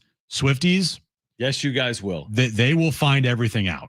100%. Which I'm not worried about. 100%. Oh, you'll get I'm sure there'll be detail. Books written about this engagement. I was guessing. Like who they'll probably find out who the florist was for this engagement.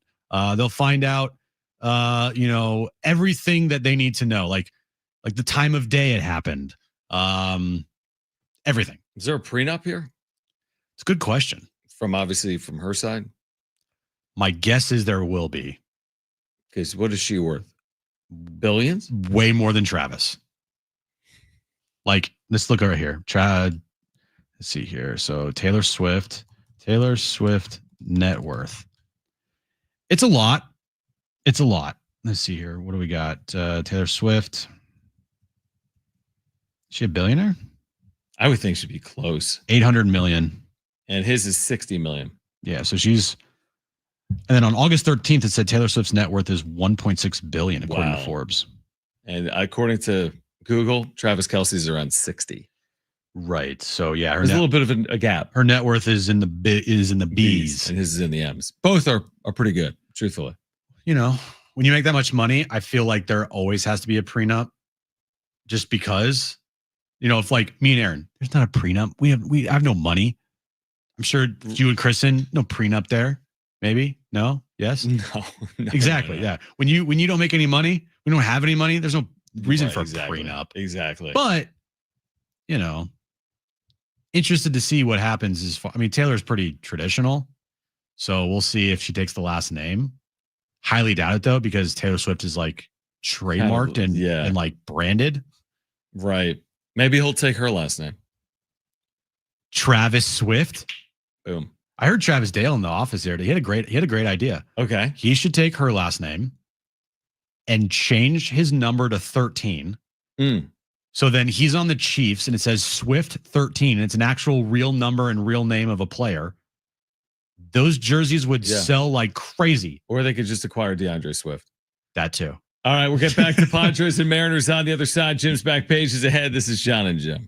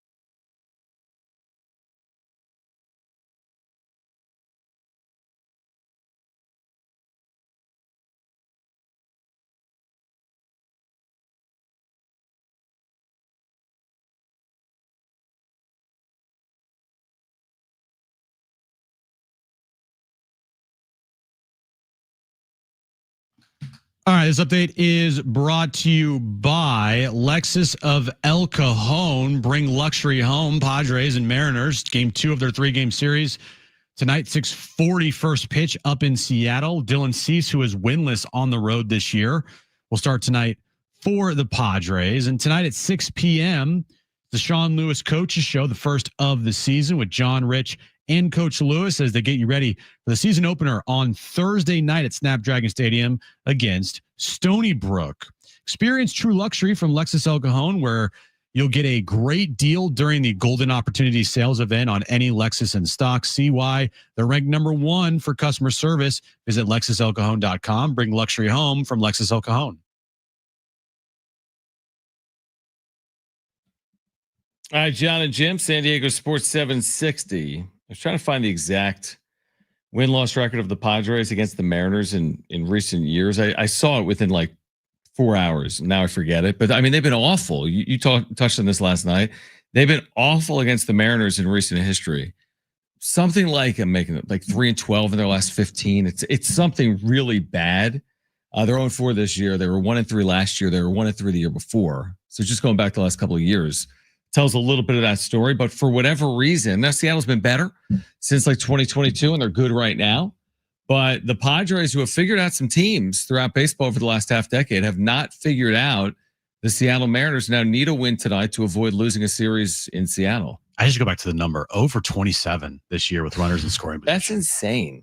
I mean, the Mariners just laid it on the Padres here at Petco Park. That's right. And last night, it started out well for the Padres, but then Seattle with all their thumped up and down that lineup. I mean, you got to pitch well against this team. And at home, Seattle's been damn near perfect of late.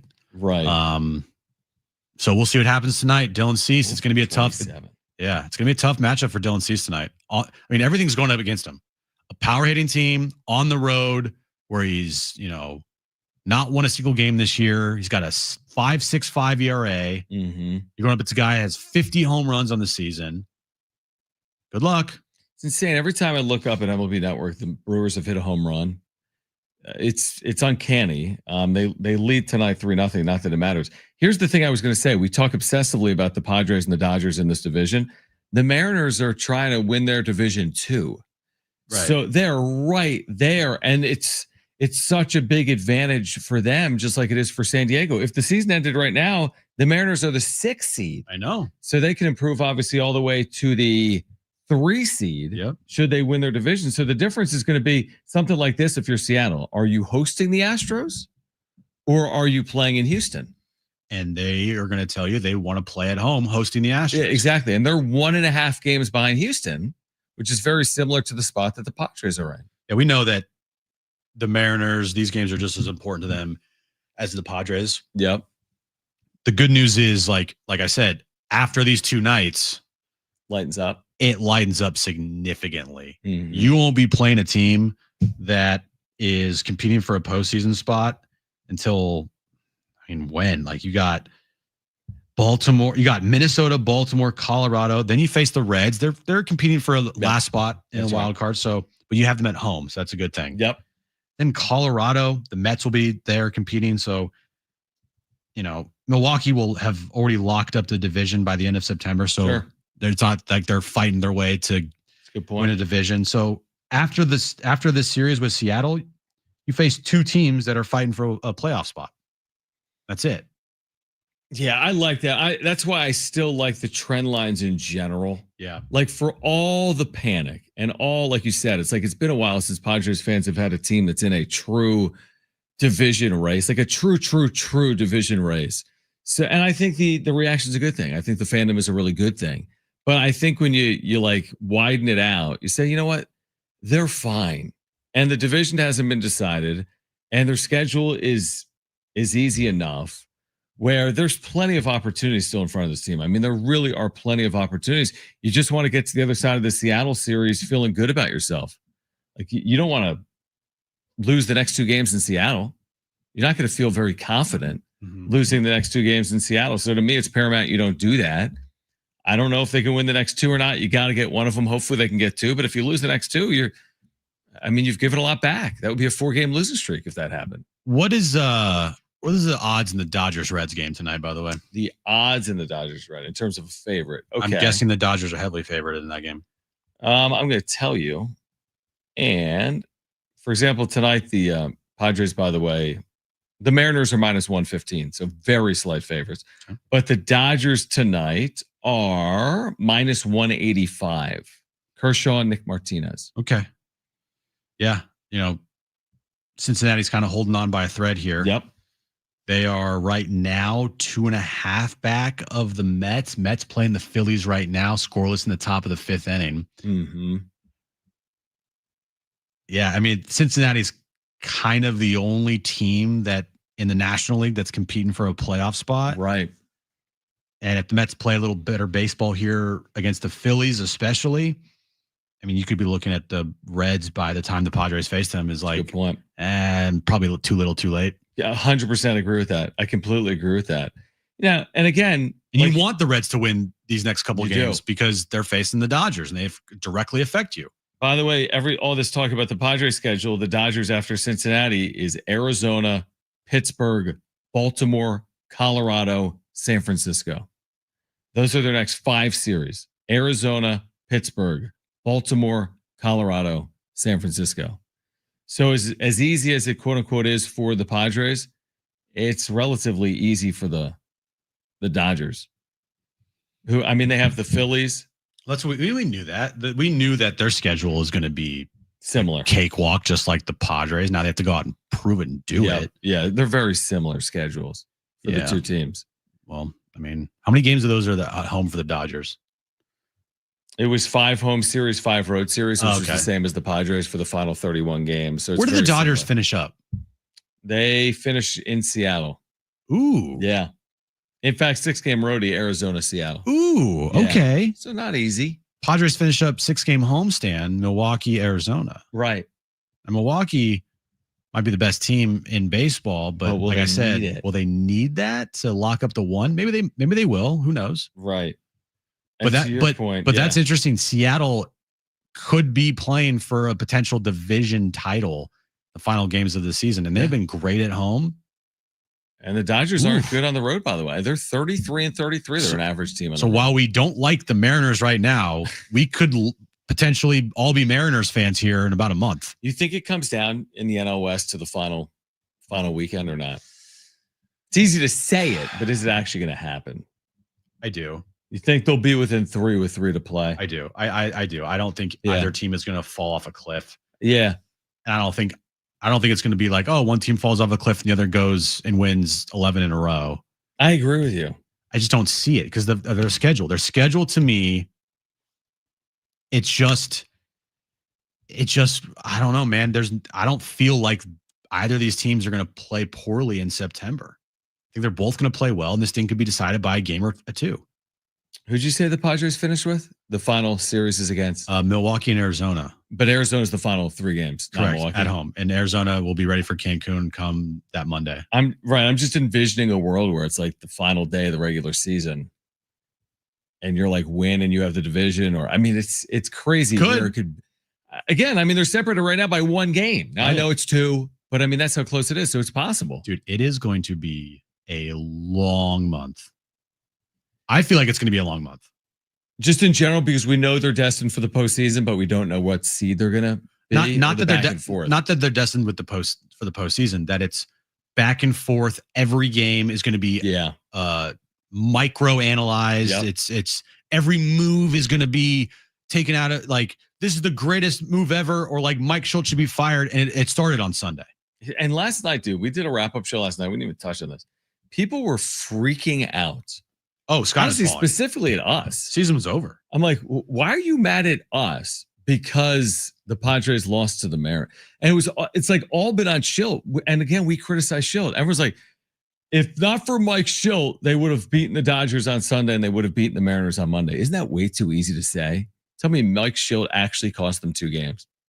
I don't buy it. I really don't. I mean, again, I think he can position them to win. I think he could set them up not to be successful, but I don't think the Padres lost the last 2 days solely because of Mike Shildt. I really don't. No. And I think the reaction from a lot of people in the fan base is Mike Shildt is the reason as to why this happened. Like, you got a better option, dude? Everyone else is come and gone.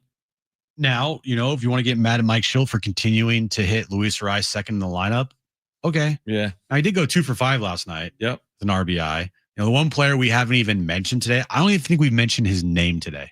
Who? His name is Manny Machado.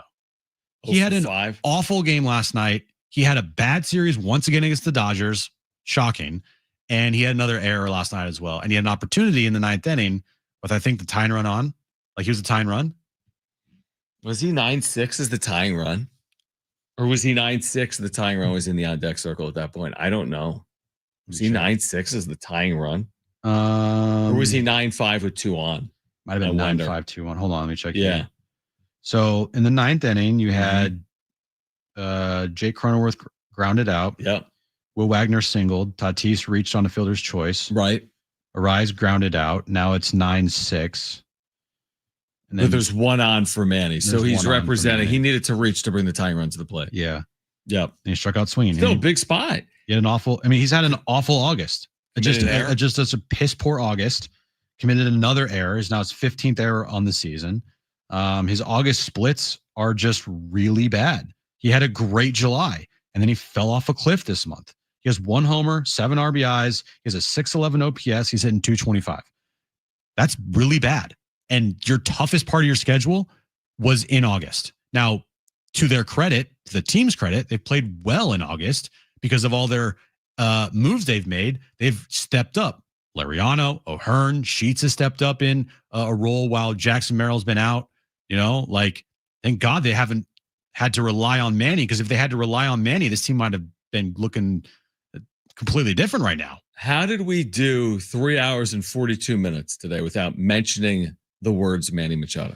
I don't know. That's a first. That is a first. Probably in season or out of season. Well, we made sure to mention his name because he needed to be mentioned after last night's piss poor performance. And he'll be mentioned, I'm sure, again tonight. Yep. On the wrap-up show, Jim's Back Page is coming up next. Again, the Sean Lewis Show coming up at 6 p.m. right here on San Diego Sports 760 and live on the iHeartRadio app.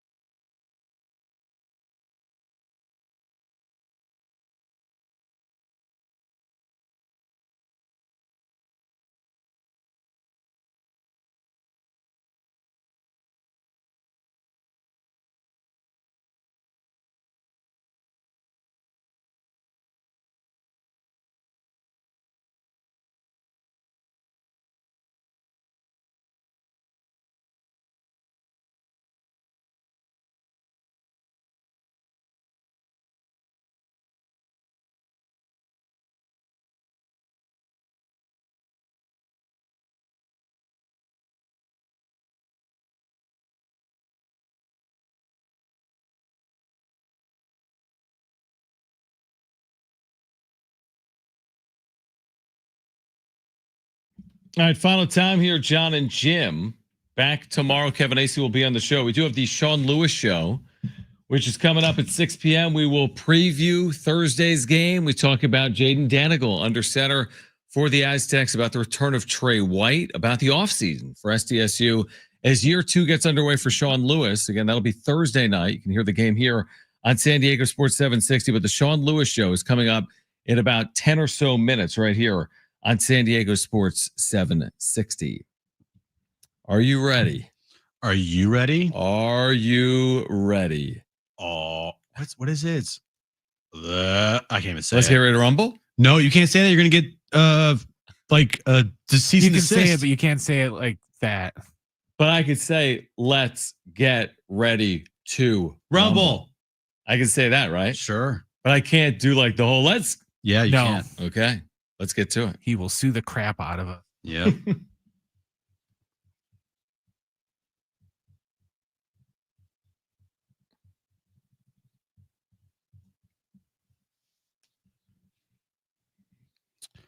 McDonald's, John, is bringing a new special edition gold sauce to menus on September 3rd. That is a combo of North Carolina barbecue and honey mustard that can be added to snack wraps, McCrispy strips, sandwiches, or as a dipping cup. For one day only? A special edition gold, yes, one day only on September 3rd. Why? I don't know. Marketing. Interesting. One day. The special edition gold sauce is a blend of vinegary North Carolina barbecue sauce infused with notes of honey, smoke, and mustard. When put together, it looks like the color. It looks like the color gold. Okay. Okay. I'm just trying to put it together. Is there something I'm missing on gold? September 3rd. Just gold sauce. Just gold sauce. Okay. Just gold sauce. Not like the Olympic kickoff or anything. Just gold sauce. Just gold sauce. Yeah. Okay. Yeah. You know how you're talking about brands. Yeah. And Taylor Swift and Travis Kelce today. Right. Well, the brands are branding. Yeah. Krispy Kreme today at noon announced that today from 5 to 7 p.m. they're offering free donuts. Right now? Yes, offers available today from 5 to 7 p.m. at participating U.S. Krispy Kreme shops. You have to, let's see here. Where is it? Yeah, their slogan is, "We'd marry you with dough rings. Free original glazed tonight from 5 to 7 p.m." Just everything's got to go. That's an incredible offer. Here is the message to all employees from their CEO or head of marketing. It looks like right here. It says, "As you know, Krispy Kreme has proudly worn our Swiftie badge for a while now, and I've been deeply committed to the cause. After this afternoon's major news, and as your humble social media manager, I regret to inform you that my productivity has plummeted. Effective immediately, I'm requesting the rest of the day off to process." Says here that we will also be announcing later this afternoon free original glazed donuts to cope with the news. Well, they turned that promotion around pretty quick. Okay, same day. Yeah, 5 to 7. Yeah. Speaking of brands deciding to brand, DoorDash has also jumped in. Says that since they tweeted this out 2 hours ago. Since she's no longer at the restaurant, 13% off all DoorDash orders with code 13 until 8:28 at 11:59 p.m. Pacific time. They put a ring emoji and a heart emoji. Hey, listen, whatever gets you traction, whatever makes you money. Like, it's wild. Right? Like, yeah, there's got to be so many brands that have done something today. Oh my gosh. Yeah. I mean, you have to. Almost have to. You have to jump on the biggest news story in the world right now. Yeah, you have to. As far as like pop culture. Yeah, absolutely. It's huge. Social media goes. Yeah. So there's also speculation that the engagement will be turned into a Topps 1-of-1 card. Wow. I did see somebody say if they had a Topps 1-of-1 Taylor Swift, Travis Kelce engagement card, auto with a special inscription. it would probably break a record. It's kind of insane. But yeah, the interest. Like a dual logo Taylor and Travis 1-of-1 auto. I mean, of their engagement. Honestly, maybe they will. Tops Now card. I mean, they did a Pope card. They did. Yeah, you're right. Again, jump on the whatever's going to make you money. 100%. Whatever's going to make you money. And make you money, social media engagements, traction. So is this his last year? Is that the assumption that this is his last year in the NFL? Well, what's his contract? Because he said he was going to play out his contract. Okay. I don't know. Kelsey contract. I think he might be in his last year. Right? If he's in his last year, he's got to be done. AI says he recently signed a 2-year extension. Oh, he did? But I don't. Is AI right? AI is always right, John. Right. So he right now is signed just through this season. He's an unrestricted free agent in 2026. Got to be done, man. There's nothing left to prove, dude. Yeah, I mean, he's a Hall of Famer. 35 years old. He'll be 36 next year. He's a Hall of Famer, first ballot. Yep. He's a 2-time Super Bowl champ. Do you think it would be a big deal if they had children? Do you think people would be interested in that if she said like she was pregnant? Do you think that'd be a big deal? Taylor Swift. Like I'm trying to think like what tops this? I know. I guess the wedding. The wedding will be massive. Like if she ever has kids. Like the first photo of Taylor in her wedding dress, the Swifties will literally melt and die. Right. It will be trying to think like what tops this. Probably the wedding, and probably if they have kids. If you were a streaming platform like Netflix or Peacock, buy that. Buy the rights to that. How much money would you shell out to buy the rights to air the wedding? All of it. A lot. Because it's going to make like billion. Oh, I don't know. I don't know what it costs. I don't know. I just don't know. I mean, what do they spend to produce a movie on Netflix or something that's straight to not Netflix? That much. 100 million, 50 million. But here's the thing. I don't think they would want that to be aired live. Right. They're already so public. Don't you want some things to be 100% not as public as that? Yeah. But for $1 billion, it would be this generation's royal wedding. Yeah, exactly. That's exactly right. Like millions of people would tune in to watch that. Completely. Millions. And they would make, and you're right, they'd probably make billions of dollars. This wedding is sponsored by. Yeah, exactly. I don't think they want that. Yeah, probably not. All right, Sean Lewis show on the other side where we do not discuss Travis and Taylor. Coming up tomorrow, Kevin Acee will join us. Padres wrapping up a series with the Mariners. We'll have full reaction tomorrow beginning at 2 p.m. All right, if you missed anything today, you know where to go. SportsSD.com, iHeartRadio app. For Brent and Jim, I'm John. Sean Lewis show on the other side. This is San Diego Sports 760. Okay. Bye-bye.